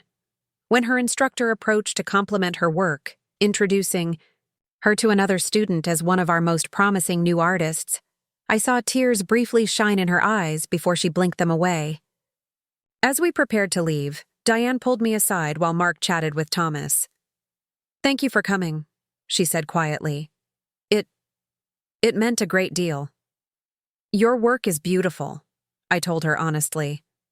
"I'm glad you're painting again." She hesitated, then added, "I've been thinking about what you said, about creating rather than controlling. It's different, expressing myself through art instead of imposing my will on everyone around me." She gave a small, self-deprecating laugh. My therapist would be so proud of that insight. The moment of genuine connection, brief as it was, stayed with me through the following day's Thanksgiving preparations. As I chopped vegetables and prepared stuffing, I reflected on the journey that had brought us to this point. From territorial battles and legal threats to art exhibitions and holiday gatherings, the transformation seemed almost unbelievable. Thanksgiving morning dawned bright and clear. I rose early, putting the turkey in the oven before most of the household was awake. Mark joined me in the kitchen an hour later, coffee in hand. "Happy Thanksgiving," he murmured, kissing my temple. "Need help with anything?" "You can set the dining room table," I suggested. "The good china, I think." He raised an eyebrow. "Are you sure? Mom might interpret that as a competition." I smiled, remembering Diane's comments about my cheap linens. Or she might see it as an honor, us using our best things to welcome her. Optimist, he teased, but headed for the china cabinet. My brother Ryan and his wife Chloe arrived mid-morning, bringing homemade pies and welcome reinforcements for the kitchen. Chloe, a professional caterer, took over vegetable preparation with efficient skill, while Ryan and Mark handled the heavier lifting, moving furniture to accommodate extra seating, bringing up folding chairs from the basement. So the infamous in-laws are coming, Ryan remarked as they worked. Are you sure that's wise? Mark's expression was thoughtful. They're different now, or trying to be, at least. It's been interesting to watch. People don't change that fundamentally, my brother argued skeptically. Maybe not completely, Mark conceded, but they can make better choices, develop better habits. My mother's been doing that. It's not perfect, but it's progress. When the doorbell rang at precisely 1 o'clock, I felt a flutter of anxiety despite my confidence in our preparations.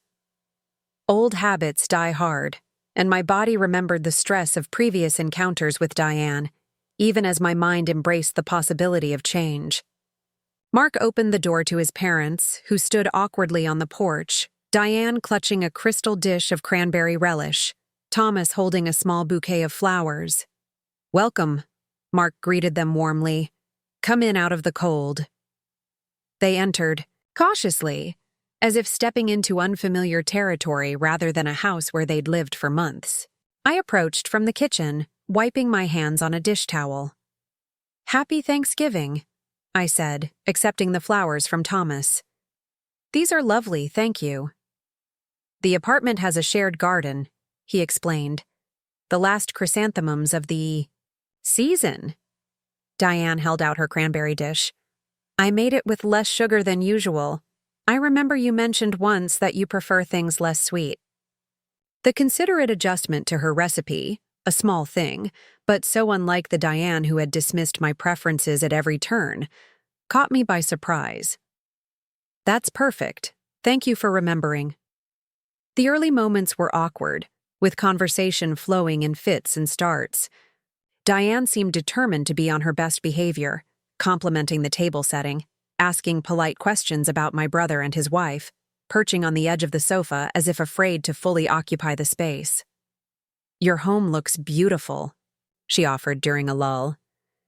You've done some redecorating since we were here last. I nodded, acknowledging the delicate reference to their previous occupation. Just a few updates for the season. The throw pillows are new. They complement the sofa perfectly, she said, smoothing her skirt. You have a good eye for color. From anyone else, the comment would have been unremarkable. From Diane, who had once criticized every decorative choice I made, it was nothing short of revolutionary. The arrival of our remaining guests, Jessica and her new boyfriend, plus Mark's colleague David, who was separated from his family by distance, eased the atmosphere. With more people to engage with, the conversation flowed more naturally, and by the time we gathered around the table, much of the initial tension had dissipated. I'd arranged the seating carefully, placing Diane between Thomas and David, away from me but not isolated at the far end of the table. Mark sat at one end, I at the other, a physical reminder of our united front as hosts. Before we eat, Mark announced, raising his glass, I'd like to propose a toast to family, given and chosen, to new beginnings and second chances, and to Emily, who made this beautiful meal possible. To Emily, everyone echoed, raising their glasses. Diane met, my eyes across the table, her expression complex, gratitude mixed with something that might have been regret. To new beginnings, she added softly. The meal progressed smoothly, the food drawing appreciative comments, the conversation flowing easily among the diverse group.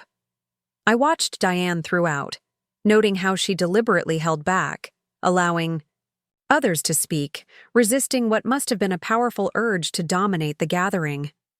Your cranberry relish is delicious, Diane, Chloe commented, Would you share the recipe? Diane brightened at the request. Of course. It's an old family recipe, but I'm always happy to pass it along. Mom's quite the accomplished cook, Mark added. She taught me everything I know about baking.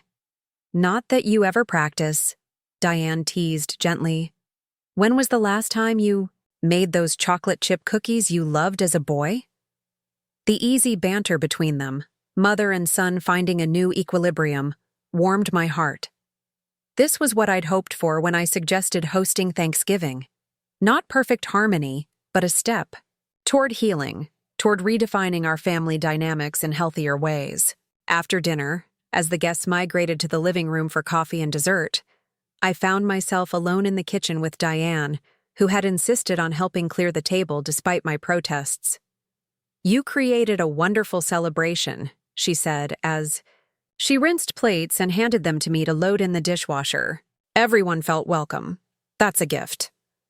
Thank you, I replied, touched by her sincerity. It means a lot to hear you say that. She paused, her hands stilling in the soapy water. I've been doing a lot of reflecting lately, about why I behaved the way I did when we lived here, why I felt so threatened by you. I held my breath, waiting for Diane to continue. She dried her hands slowly on a kitchen towel, gathering her thoughts. When Thomas and I lost our home, she finally said, I lost more than just a building. I lost my identity, my purpose, my control. For decades, that house was my domain. I knew every corner, chose every fixture, arranged every room exactly how I wanted it. She folded the towel with precise movements. Then suddenly it was gone, and we were here, in your space, where nothing was mine to control. I leaned against the counter, recognizing the courage it took for her to speak so candidly. That must have been difficult. It was, she admitted, but that doesn't excuse how I behaved. My therapist says I've spent my whole life defining myself through external validation, being the perfect wife, the perfect mother, creating the perfect home. When those things were threatened, I lashed out. You tried to reclaim control, I suggested, understanding dawning. By taking over our house. She nodded, looking ashamed. It was easier than facing how empty I felt inside, how little I knew about who I was beyond those roles. The vulnerability in her confession disarmed me. For the first time, I saw not just Diane, the controlling mother-in-law, but a woman struggling with her own demons, her own sense of displacement and loss. The painting helps, she continued. It's something that's just mine, something I can create rather than control. I'm glad you found that outlet, I said sincerely. And for what it's worth, I think you're more than the roles you've played. You're also an artist, a friend to the people in your community, a woman rediscovering herself. Tears welled in her eyes, surprising us both. She blinked them away quickly. You're very kind, especially considering everything I put you through. We're family, I said simply. Complicated, imperfect family, but family nonetheless. Mark appeared in the doorway, concern etched on his face when he saw his mother's emotional state. Everything okay in here? Diane composed herself with visible effort. Just having a heart-to-heart with your wife. She's quite remarkable, you know. Mark smiled, wrapping an arm around my waist. I'm well aware. The moment of connection might have been awkward under different circumstances, but there was a genuineness to it that transcended our complicated history. As we rejoined the guests for dessert, I caught Thomas watching his wife with something like wonder as she engaged Chloe in a conversation about watercolor techniques. She seems different, he murmured when I brought him a slice of pumpkin pie. Lighter, somehow. Change suits her, I observed. He nodded thoughtfully. I should have encouraged her to pursue her painting years ago. But she was always so busy with Mark, with the house, with the committees and charity work. And I took the path of least resistance. It's not too late, I pointed out. For either of you. Thomas squeezed my hand gratefully. Thank you, Emily, for giving us another chance, for hosting today, for helping Diane find herself again. She did the hard work, I demurred. I just set some boundaries. Sometimes boundaries are exactly what we need, he replied with quiet wisdom. As the evening drew to a close and guests began to depart, Diane approached me with an unexpected request. Emily, I was wondering, the community center is hosting a holiday craft fair next month. I've been invited to display some of my paintings, maybe sell a few. Would you consider coming? Your opinion means a great deal. The invitation touched me. 6 months ago, I couldn't have imagined Diane Wilson seeking my approval or valuing my opinion. I'd be honored, I told her. Just let me know when. After all our guests had departed and the house was quiet once more, Mark and I collapsed on the sofa, physically exhausted but emotionally buoyed by the day's success. That went better than I could have imagined, Mark admitted, loosening his tie. No passive-aggressive comments, no territorial disputes, no tears. Well, except for that moment in the kitchen. What were you and Mom talking about? I shared the essence of our conversation, Mark's expression growing more thoughtful as I relayed Diane's insights about her controlling behavior. She never spoke that openly with me, he marveled, always had to maintain the perfect mother facade. She's discovering who she is beyond being your mother, I explained. It's probably easier to be vulnerable with me than with you. She doesn't have decades of established patterns to overcome. Mark pulled me closer. Well, whatever the reason, I'm grateful. Seeing her like this, more authentic, less controlling, it's like getting to know a new version of my mother. One I might actually enjoy spending time with. Don't get too comfortable, I warned playfully. She's still Diane. There will be backsliding moments when the old patterns resurface. I know, he acknowledged. But now we know it's possible. For her to change, to grow. That makes all the difference. I rested my head on his shoulder, reflecting on how far we'd all come from those fraught days of territorial battles and property deed revelations. The journey wasn't over, family healing never is, but the path forward seemed clearer, more hopeful than I could have imagined during those dark times. Winter arrived with a vengeance the following week, bringing ice storms and power outages across Mapleton.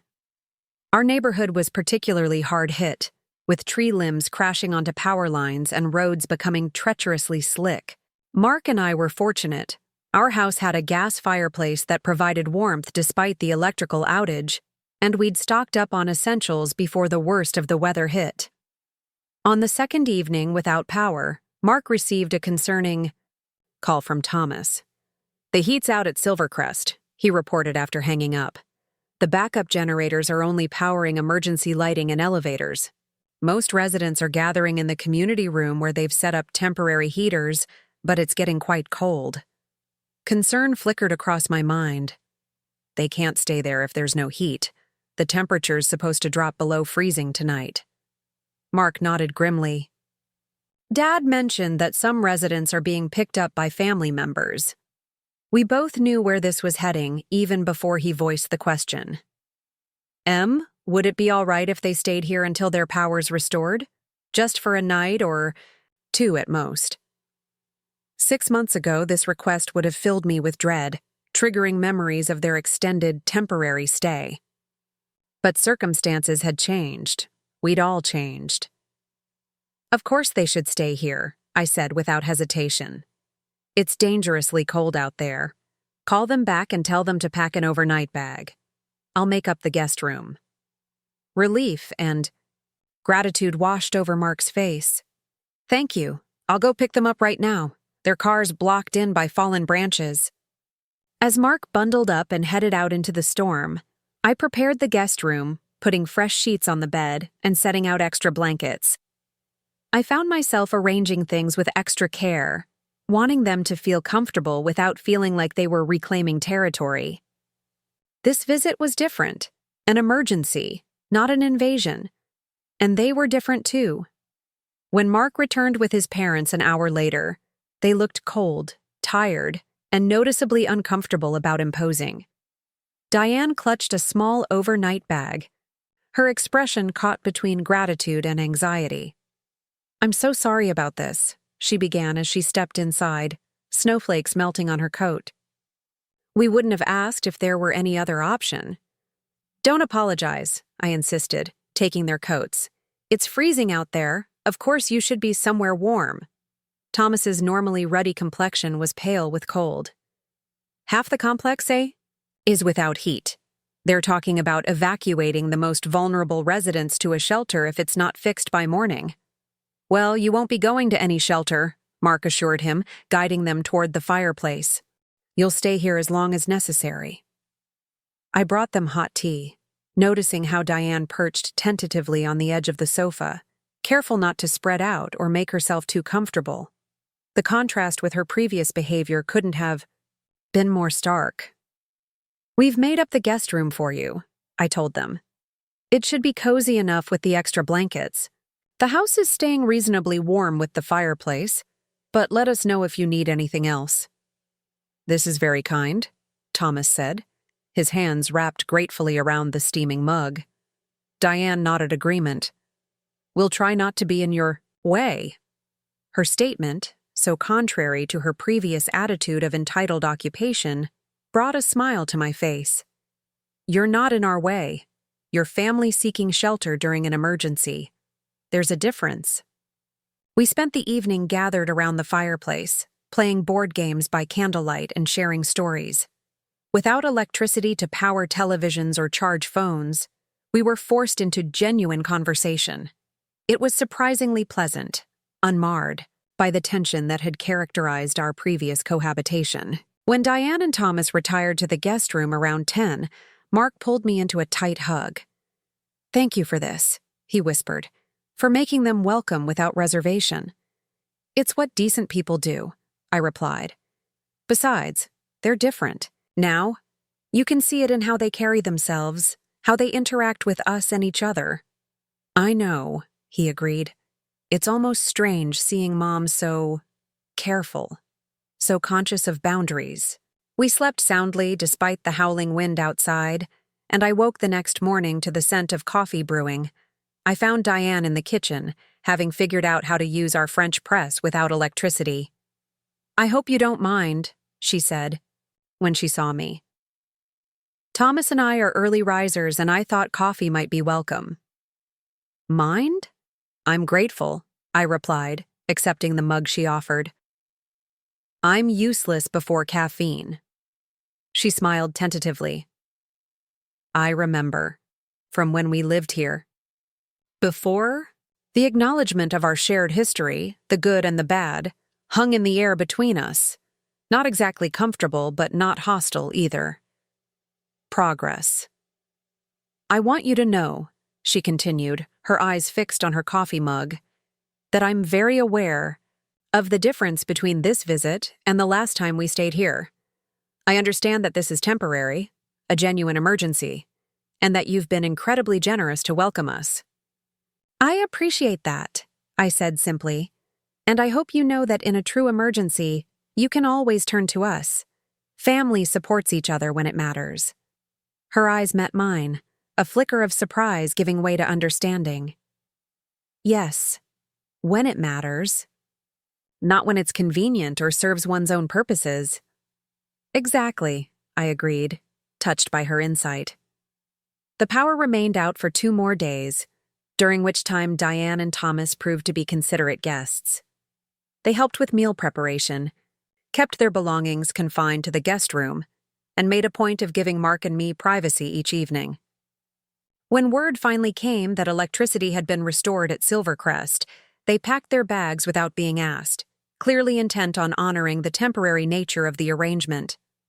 "You're welcome to stay for dinner before you go," I offered as Mark prepared to drive them home. "It's no trouble." "That's very kind," Thomas replied, "but we've imposed enough. Besides, we should check on our apartment, make sure nothing was damaged during the outage." Diane nodded agreement. Perhaps we could have you over for dinner. Next weekend instead? I've been practicing a new recipe I'd like to share. The invitation, natural, without agenda or manipulation, felt like another small victory. We'd like that, I accepted, exchanging a smile with Mark. As they prepared to leave, Diane surprised me with a brief hug. Thank you, Emily. For everything. The simple gesture and heartfelt words meant more than elaborate apologies or grand gestures ever could. We had turned a corner in our relationship, moving from adversaries to something approaching friendship. The winter months passed with a new rhythm to our family interactions. Sunday dinners alternated between our house and Diane and Thomas's apartment. Occasionally we met at restaurants, neutral territory where everyone seemed more relaxed. Diane continued her watercolor classes, displaying growing confidence in her artistic abilities. Thomas joined a book club at the local library, developing interests separate from his wife for perhaps the first time in their marriage. Mark and I continued our own therapy, individually and as a couple, working through the patterns that had contributed to our near-marital disaster. He became more assertive about his needs and boundaries, not just with his mother, but in all aspects of his life. I learned to voice concerns earlier rather than silently accommodating until resentment built to a breaking point. When spring arrived, bringing the anniversary of the property deed revelation that had started our family reckoning, Mark suggested a significant gesture. I've been thinking, he said one evening as we sat on the back porch, watching the first fireflies of the season. It's been almost a year since everything happened with the house and my parents. A year of enormous change, I agreed, sipping my wine. I was wondering, would you be open to adding my name to the property deed now? Not because I feel entitled to it, he added quickly, but as a symbol of our partnership, of how far we've come in rebuilding trust. The request surprised me. In the aftermath of the conflict, neither of us had mentioned the deed that had sparked such turmoil. I'd almost forgotten that the house remained solely in my name. Are you sure? I asked. After everything that happened, I wouldn't blame you if you preferred to keep it in my name. A sort of insurance policy. Mark shook his head. I don't want insurance policies between us, Em. I want partnership. Equal commitment, equal responsibility. He reached for my hand. But only if you're comfortable with it. I understand if you're not ready. I considered his request, searching my feelings for any hesitation or doubt. Finding none, I squeezed his hand. I think it's time. Let's call the lawyer next week and make it happen. His smile was radiant. Really? You're sure? I'm sure about us, I answered truthfully. About our marriage, our future. The deed is just a piece of paper. It's the trust behind it that matters. We scheduled the appointment, and 2 weeks later found ourselves sitting in Mr. Harris's office, signing the paperwork that would formally add Mark's name to our property deed. As the lawyer explained the legalities, I felt a profound sense of rightness about the decision. This wasn't surrendering control or security. It was embracing our partnership with renewed commitment. Should we tell your parents? I asked, as we left the office. About adding your name to the deed? Mark considered the question. Maybe in passing. Not as a big announcement. That might stir up old feelings better left undisturbed. But I don't want to hide it either. The opportunity arose naturally the following Sunday when we hosted Diane and Thomas for dinner. As we finished dessert, Thomas mentioned a neighbor at Silvercrest who was battling with their adult children over property ownership. Inheritance disputes can tear families apart, he observed. We've been fortunate to avoid that. Speaking of property matters, Mark said casually, Emily and I finalized some paperwork this week. My name is now officially on our house deed. I watched Diane carefully, curious how she would react to news that might once have triggered controlling behavior. She paused, fork halfway to her mouth, then set it down deliberately. That's wonderful, she said after a moment. It's important for couples to have clear legal standing on their shared assets. No passive-aggressive comments. No veiled references to the past conflict. No attempts to insert herself into our financial decisions. Just simple acknowledgement and support. Thomas raised his water glass in a small toast. To shared assets and clear boundaries. We all clinked glasses, the moment significant not for what was said, but for what wasn't. The deed that had once been a flashpoint for family drama was now just an administrative detail, properly contextualized in the broader landscape of our lives. Later that evening, after Diane and Thomas had gone home, Mark and I sat at the kitchen table, a comfortable silence between us as we lingered over the last of our wine.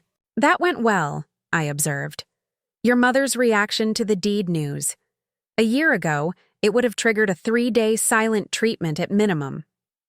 "She's come a long way," Mark agreed. "We all have." "Do you ever wonder what would have happened if they hadn't moved in with us? If we hadn't been forced to confront all those dysfunctional patterns?" Mark contemplated the question. "We might have continued in the same unhealthy cycle indefinitely. Me trying to please everyone and failing, you silently accommodating until you couldn't anymore. My mother controlling from a distance." He shook his head. "Sometimes a crisis is necessary for growth. A painful but effective catalyst," I mused. "Would you change it? If you could go back and prevent them from moving in?" I considered the hypothetical carefully. No, I decided.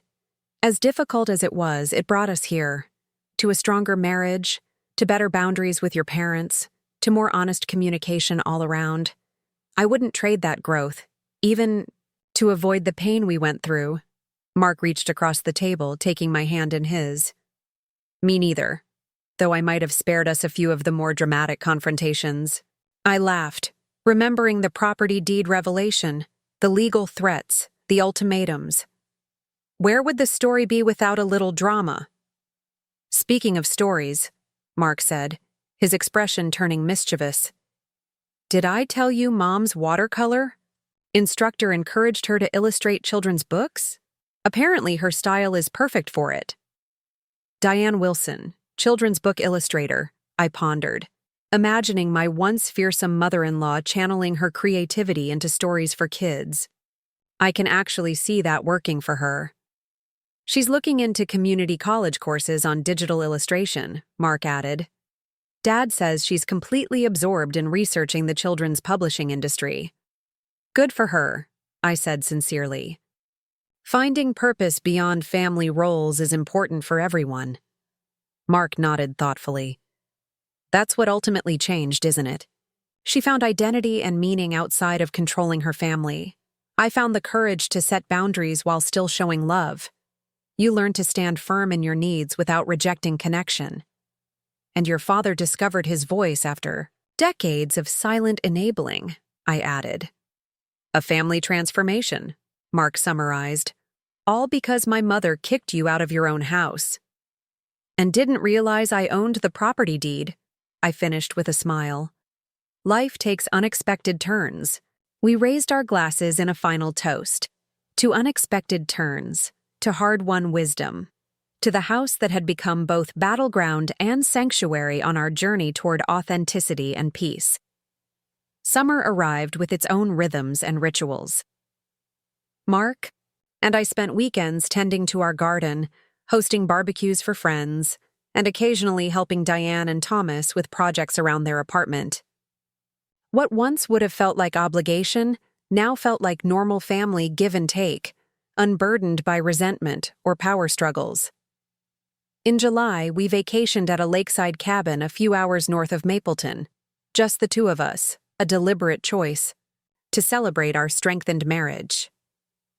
On our third night there, as we sat on the dock watching the sunset paint the water in shades of gold and crimson, Mark broached a subject we'd been circling for months. "I've been thinking about the future," he began, his voice carrying across the still lake, "about what's next for us." I leaned against his shoulder, content in the moment. "What kind of next are you envisioning?" "The expanding kind," he replied, a note of cautious hope in his voice. I know we put family planning on hold when everything happened with my parents, but I've been wondering lately if you might be ready to revisit that conversation. The question settled between us, weighted with significance.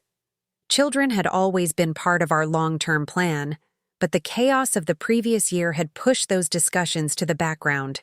Now, with our marriage on solid ground and family dynamics healthier than ever before, the timing felt right to consider the next chapter. I have been thinking about it too, I admitted. Watching you with your parents these past months, setting boundaries while still offering support, being firm but kind, it's shown me what kind of father you'll be. A good one, I hope, he said softly. The best, I assured him, turning to meet his gaze. You've learned from both your parents' mistakes and their strengths. You know what healthy love looks like now. Hope brightened his expression. So you're open to the idea of starting a family? I nodded, my heart expanding with certainty. More than open. I'm ready whenever you are. He pulled me close, his joy palpable in the gentle evening air. What about your concerns about Diane? About her potentially overstepping with grandchildren, the way she did with our house? It was a fair question, one I'd pondered extensively during our family's transformation. I think she'll be excited, maybe a bit overenthusiastic at times, I acknowledged. But she's learned to respect boundaries, and more importantly, we've learned to establish and maintain them. You're right, Mark agreed. We're not the same people we were a year ago. Neither is she. Besides, I added with a smile, your mother's illustration career seems to be taking off. Between her classes, her commission work, and that children's book proposal she's developing, she'll have less time and energy for meddling. Mark laughed, the sound echoing across the lake. Who would have thought that watercolor painting would be the key to family harmony? Creative fulfillment is powerful medicine, I observed. For all of us? We spent the rest of the evening discussing practical considerations, timing, finances, how our lives would change with the addition of a child. As darkness fell and stars scattered across the sky, I felt a profound sense of gratitude for the journey that had brought us to this peaceful moment of planning and possibility.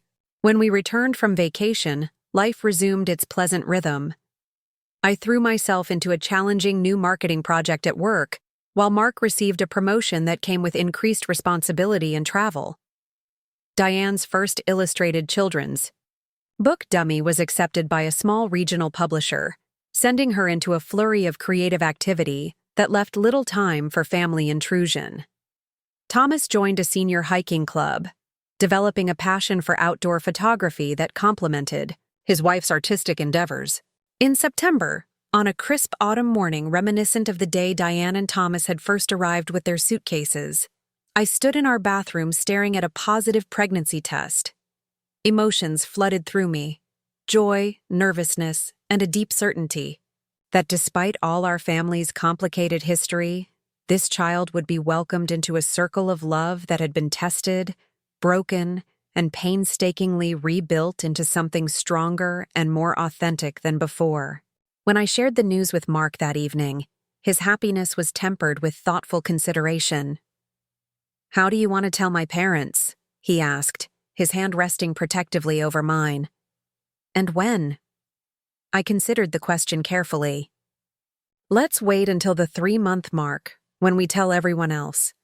No special treatment, no early announcements, just a normal family dinner where we share our news. He nodded, understanding my reasoning. Equal footing, no implied hierarchy of importance. Exactly. Your parents will be grandparents, important figures in our child's life, but not central, not in charge. They'll understand, Mark said, confidently. Mom especially, she's been working so hard on respecting boundaries. 3 months later, as December dusted Mapleton with the first snow of the season, we invited Diane and Thomas to Sunday dinner, along with my brother Ryan and his wife. The evening progressed pleasantly through appetizers and main course, conversation flowing easily among the diverse personalities gathered around our table. As dessert was served, an apple crisp with vanilla ice cream, Mark caught my eye from across the table. I nodded, a silent confirmation that the moment had arrived. He cleared his throat, drawing everyone's attention. Before we dig into dessert, Emily and I have some news we'd like to share. He reached for my hand, his smile radiant. We're expecting a baby, due in May. The table erupted in excited congratulations. Ryan immediately rose to hug me, while Chloe peppered us with questions about how I was feeling and whether we knew the gender yet. Through the commotion, I watched Diane, curious how she would react to news that would fundamentally shift our family dynamics once again. Her eyes filled with tears, but her smile was genuine as she looked from Mark to me. "A baby," she whispered, her voice thick with emotion. "How wonderful." Thomas beamed beside her, his hand covering hers on the table. "Congratulations to you, both. This is tremendous news." When the initial excitement subsided, Diane approached me with uncharacteristic hesitation. "May I?" she asked, gesturing vaguely toward my still flat stomach. The request was tentative, respectful of my personal space in a way that would have been unimaginable 18 months earlier. I nodded, and she placed a gentle hand where her grandchild grew. "Thank you," she said quietly, her eyes meeting mine with unexpected vulnerability. "Not just for this moment, but for everything. For loving my son. For giving our family another chance when you had every reason not to." The simple acknowledgement, free from manipulation or hidden agenda, touched me deeply. Family is worth fighting for, I told her, even when it's complicated. "Especially then," she agreed, with a wisdom born of hard lessons. As the evening continued, I observed Diane's behavior with the practiced eye of someone who had weathered her controlling tendencies firsthand. She offered congratulations without dominating the conversation. She asked questions about our plans, without imposing her own opinions. When Chloe mentioned baby showers, Diane suggested her community center as a possible venue, but quickly added, "Only if that appeals to you, of course. It's entirely your decision." These small acts of restraint and respect might have gone unnoticed by others, but to me, they represented monumental growth. The woman who had once tried to claim my house as her territory was now carefully navigating the boundaries around this new chapter of our lives. Later, as we said our goodbyes at the front door, Diane surprised me with one final gesture. Pressing a small package into my hands, she said, "Just a little something. Open it when you have a moment." After everyone had left and Mark was loading the dishwasher, I unwrapped the package to find a small watercolor painting in a simple frame. It depicted a family of birds, 2 larger ones and a tiny nestling, perched in a sturdy tree. The brushwork was delicate, the colors warm and inviting. A note card tucked behind the frame read, "For your growing family. May your home always be a place of love, respect, and belonging. With gratitude for second chances, Diane." I traced the image with my fingertip, moved by the thoughtfulness of the gift. The Diane who had once tried to erase me from my own home had created this beautiful representation of family, one that acknowledged my place, respected our boundaries, and celebrated our future. Mark appeared beside me, drying his hands on a dish towel. "What's that?" Wordlessly, I showed him the painting and note. He studied them for a long moment, emotion playing across his features. "She really has changed, hasn't she?" "We all have," I replied, resting a hand on my stomach, where new life grew. For the better.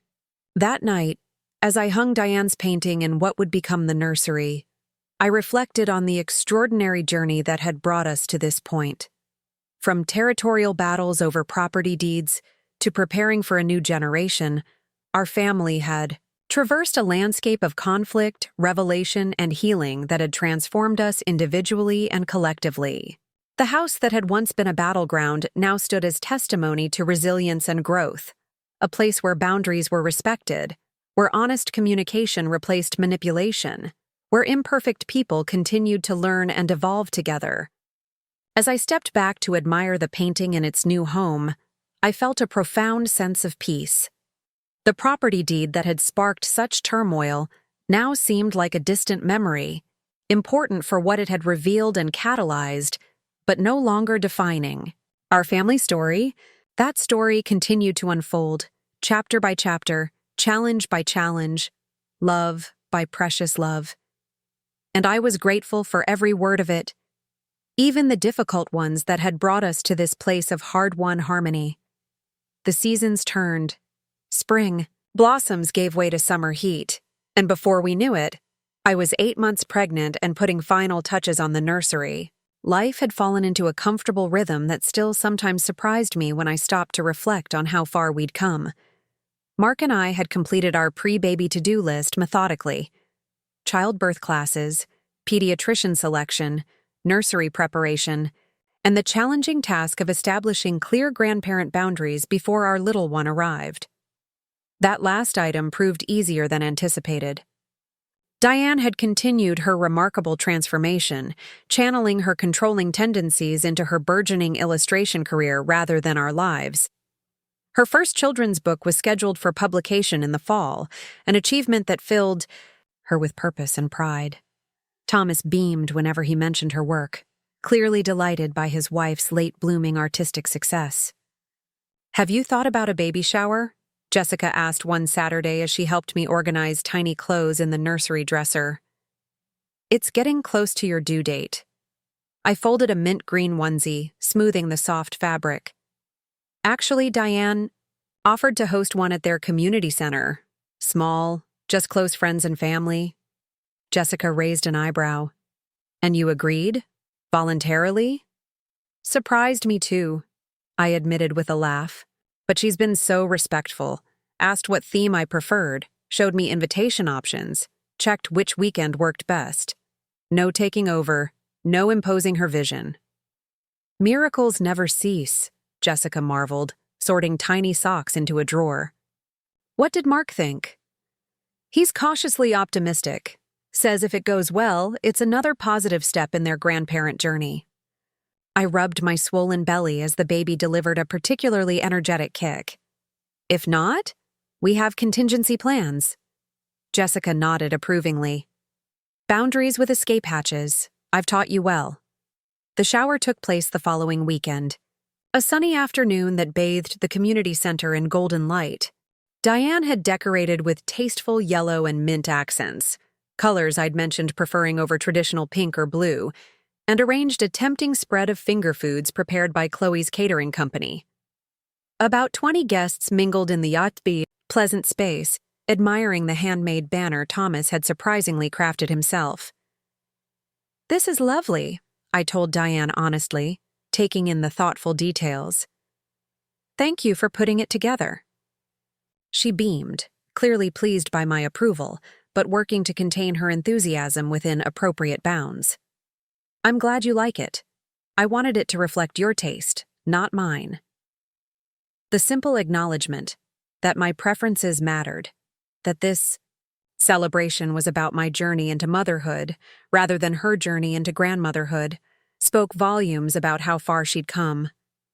As guests played silly shower games and I unwrapped gifts, I caught Diane watching me with an expression of quiet joy tinged with something like wistfulness.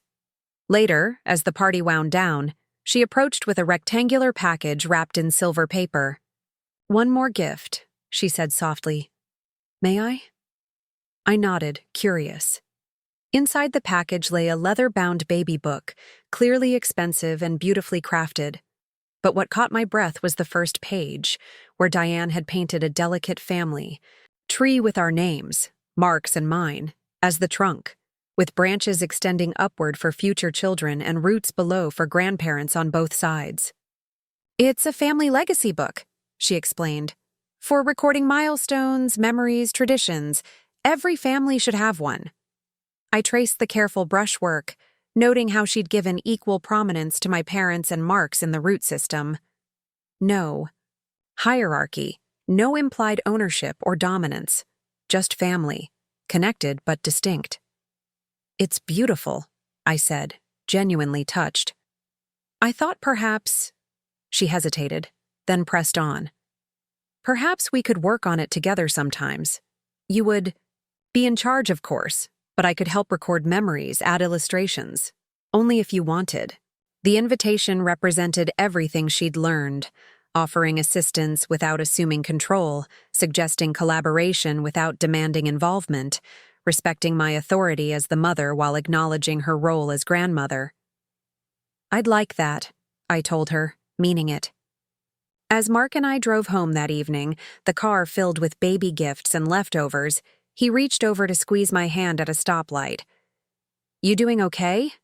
That was a lot of social energy for someone in your condition." "I'm tired but happy," I assured him. "Your mother did an amazing job with the shower. Thoughtful without being overbearing." "She's been reading those grandparenting books I bought her," Mark revealed with a smile. "The ones about respecting boundaries and supporting without interfering. Dad says she's highlighting and taking notes like she's studying for a final exam." The mental image made me laugh. Diane approaching grandmotherhood with the same determined focus she'd once applied to controlling our household. At least she's redirecting that energy positively. "She wants to get it right this time," Mark said more seriously. "To be the kind of grandmother our child enjoys being around, not one they have to recover from later in therapy."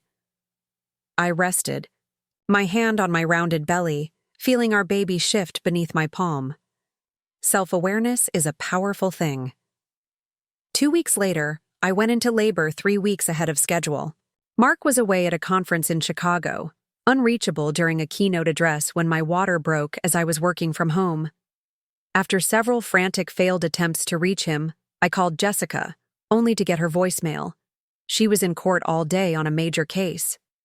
Fighting rising panic as contractions intensified, I scrolled through my contacts, landing on Diane's name. I hesitated only briefly before calling. She answered on the second ring. "Emily? Is everything all right?" "My water broke," I managed, between controlled breaths. "Mark's at his conference and Jessica isn't answering. I need someone to drive me to the hospital." "I'm on my way," she said immediately, her voice calm and decisive. 10 minutes, 15 at most. "Do you have your hospital bag ready?" "By the front door," I confirmed, grateful for her practical response. "Good. Try to time your contractions while you wait. I'll be there as quickly as I can." True to her word, Diane arrived 12 minutes later, effortlessly taking charge of the situation without overstepping. She helped me to her car, placed my hospital bag in the trunk, and drove with careful efficiency, neither speeding dangerously nor dawdling at yellow lights. "Have you reached Mark?" she asked as we neared the hospital. I nodded, breathing through another contraction. "Finally got a text through. He's booking the first flight back but won't make it for hours. Thomas is contacting the airline about emergency family priority," she informed me. "He has connections from his business travel days." The thoughtful assistance without takeover continued at the hospital. Diane helped me check in, ensured my birth plan was noted by the staff, then settled into a corner chair in my delivery room, present but unobtrusive. "Would you prefer I wait outside?" she offered as a nurse examined me. "I don't want to intrude." The consideration in her offer, so different from the Diane who had once rearranged my kitchen without permission, touched me deeply. "Please stay," I said, surprising us both. "At least until Mark arrives." She nodded, moving her chair closer when I reached for her hand during a particularly intense contraction. "You're doing wonderfully," she encouraged. "Just breathe through it, like in your classes." For the next 4 hours, Diane proved to be exactly the support person I needed. Calm, encouraging, advocating for my preferences with medical staff, without speaking over me, offering water and back pressure without hovering. When the decision for an epidural arose, she supported without influencing, holding my hand through the procedure without a single in-my-day comment about natural childbirth. Mark arrived, breathless and disheveled, just as I reached the transition phase of labor. He rushed to my side, pressing his lips to my forehead. "I'm so sorry I wasn't here. Thank God Mom was with you." Diane rose from her chair, gathering her purse. "I'll wait outside now." "Actually," I said, reaching for her hand, "would you stay? Both of you?" The surprise and emotion that flickered across her face spoke volumes. She glanced at Mark, who nodded encouragement. "I'd be honored," she said quietly, resuming her position on my other side. 2 hours later, our daughter entered the world with a powerful cry that filled the delivery room. The doctor placed her on my chest, and I gazed, in wonder at her perfect tiny features, overwhelmed by a love so intense it nearly stopped my breath. "She's beautiful," Mark whispered, tears streaming down his face as he touched her downy head. Across the bed, Diane stood with her hands pressed to her mouth, eyes shining with contained emotion. I recognized the restraint in her posture, the conscious effort to witness without inserting herself into this intimate family moment. "Would you like to hold your granddaughter?" I offered when the nurses had completed their initial assessments. Her hands trembled slightly as she accepted the swaddled bundle. "Hello, precious girl," she murmured, gazing down at the newborn with unabashed adoration. "I'm your grandmother." She looked up at me, gratitude shining in her eyes. "Thank you, Emily, for including me in this moment." That night, after Diane and Thomas had gone home and Mark dozed in the recliner beside my hospital bed, I watched our daughter sleeping in the bassinet and reflected on the extraordinary journey that had brought us to this point. The property deed conflict that had seemed so catastrophic at the time had ultimately been the catalyst for deeper understanding, healthier boundaries, and genuine family healing. In the months that followed, Diane continued to surprise us with her commitment to being a supportive grandmother without overstepping. She asked permission before visiting, never showed up unannounced, and offered help without assuming control. When she babysat, she followed our instructions meticulously. When she had suggestions, she phrased them as gentle questions rather than directives. "She's like a completely different person," I remarked to Mark one evening as we watched her, reading to our daughter, her illustrator's sensibilities evident in how she engaged the baby with the book's pictures. "Not different," Mark corrected thoughtfully. "More authentic, maybe, less driven by fear and control." As our daughter grew from newborn to infant to toddler, Diane found her proper place in our family ecosystem. Important, but not central. Influential, but not controlling. Loving, but respectful of boundaries. She doted on her granddaughter without undermining our parenting, celebrated milestones without claiming credit, and navigated the complex terrain of modern grandparenting with remarkable grace. Thomas thrived in his grandfather role, teaching our daughter to identify backyard birds and taking endless photographs of her adventures. Together, he and Diane created a warm, stable grandparent presence that enriched our daughter's life without complicating ours. On our daughter's second birthday, we hosted a small celebration in our backyard. As family and close friends gathered around for cake, I found myself standing beside Diane, watching Mark help our toddler blow out her candles. "I've been meaning to tell you," Diane said quietly. "Thomas and I are considering a move." I turned to her in surprise. "A move? Is everything all right at Silvercrest?" "Everything's fine," she assured me.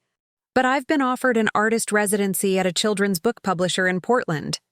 3 months initially, with potential for permanent illustration work afterward." "Diane, that's wonderful news," I said sincerely. "Your career is really taking off." She nodded, a blend of pride and uncertainty in her expression. "It's an amazing opportunity, but Portland is 3 hours away. We wouldn't see you all as often." I heard the unspoken question in her tone. Would this distance damage the relationship we'd all worked so hard to build? Would she lose her connection? To her granddaughter? 3 hours isn't so far, I pointed out gently. We could visit for weekends, and there's video calling for bedtime stories. You wouldn't mind? Us moving farther away? The question revealed how profoundly our relationship had evolved.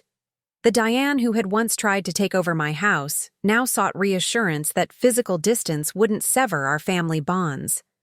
I think you should pursue your dreams, I told her honestly. Your granddaughter will be proud to know her grandmother is a successful illustrator, and the connection you've built with her is strong enough to withstand some geographic distance. Relief softened her features. Thank you, Emily, for understanding, for everything, really. As guests gathered for a group photo, I reflected on the extraordinary journey our family had traveled. The crisis that had begun with property deeds and territorial disputes had ultimately forged stronger, healthier relationships built on authenticity, rather than obligation. We had all found our proper places in the family constellation, connected but distinct, supportive without suffocating, loving without controlling. 6 months later, we traveled to Portland for the launch of Diane's first major children's book as lead illustrator. The local bookstore was filled with admirers as she read from the colorful pages, our daughter perched on Mark's shoulders to see her grandmother in the spotlight. Gamma draw, she announced proudly to anyone who would listen, pointing to Diane, at the signing table. Later, at dinner in Diane and Thomas's new apartment overlooking a tree-lined Portland street, I presented them with a special gift. A framed document that had once been the source of so much conflict. Our property deed, Mark questioned, confused as his parents unwrapped it. The original, yes, I confirmed. I had our lawyer draw up a new one when we added your name last year. This one is just a memento now. Diane's fingers traced the paper that had once represented threat and loss to her. Why give this to us? Because it marks the beginning of our real family story, I explained. Not the wedding or the house purchase or even our daughter's birth, but the moment when everything fell apart and we had to decide whether to rebuild something better from the pieces. Thomas nodded, understanding. The breaking point that became a turning point. Exactly, I agreed. We could have let that conflict destroy our family. Instead, it transformed us. Diane wiped a tear from her cheek. I was so afraid of losing my place in Mark's life that I nearly guaranteed exactly that outcome. If you hadn't stood your ground, Emily, if we all hadn't done the hard work afterward, I corrected gently. Standing my ground was just the beginning. What matters is how we all chose to grow. As the evening continued, I watched my daughter play happily with the grandparents who had learned to love without possessing, to support without controlling, to belong without dominating. The property deed that had once symbolized ownership and territory now represented something far more valuable, the foundation upon which we had built a family defined by respect, authenticity, and love. Later that night, in our hotel room, Mark pulled me close as we drifted toward sleep. That was a beautiful gesture, he murmured against my hair. Giving them the deed. It felt right, I replied. That chapter of our story is complete. The deed served its purpose. Did you ever imagine, back when everything was falling apart, that we'd end up here? With my mother pursuing an art career in Portland, my father taking nature photography classes, and us stronger than ever. I considered his question, thinking back to those dark days of conflict and ultimatums. No, I admitted. I was just trying to reclaim my home, my marriage. I couldn't see the bigger possibilities then. Life takes unexpected turns, Mark observed sleepily. The best ones usually do, I agreed, thinking of the winding path that had brought us to this place of hard-won peace and authentic connection. As Mark's breathing deepened into sleep, I reflected on the irony that had defined our family's journey. The property deed that Diane hadn't known existed had initially threatened to tear us apart, only to ultimately become the catalyst for profound healing and growth. Sometimes the very thing we fear losing most, control, territory, influence, is precisely what we need to surrender in order to gain what truly matters. Our home was no longer a battleground but a sanctuary. Our family relationships no longer defined by obligation but by choice. The deed that had once represented mere ownership now symbolized something far more precious: the foundation of authentic love built upon respect for each person's autonomy and dignity. In the gentle darkness of the hotel room, with my husband sleeping beside me and our daughter peaceful in her travel crib, I felt profound gratitude for the difficult journey that had brought us to this place of genuine connection. The crisis that had begun with property and possession had transformed into a story of growth and grace, proof that sometimes losing what we cling to most desperately is the very thing that sets us free. Up next, you've got 2 more standout stories right on your screen. If this one hit the mark, you won't want to pass these up. Just click and check them out.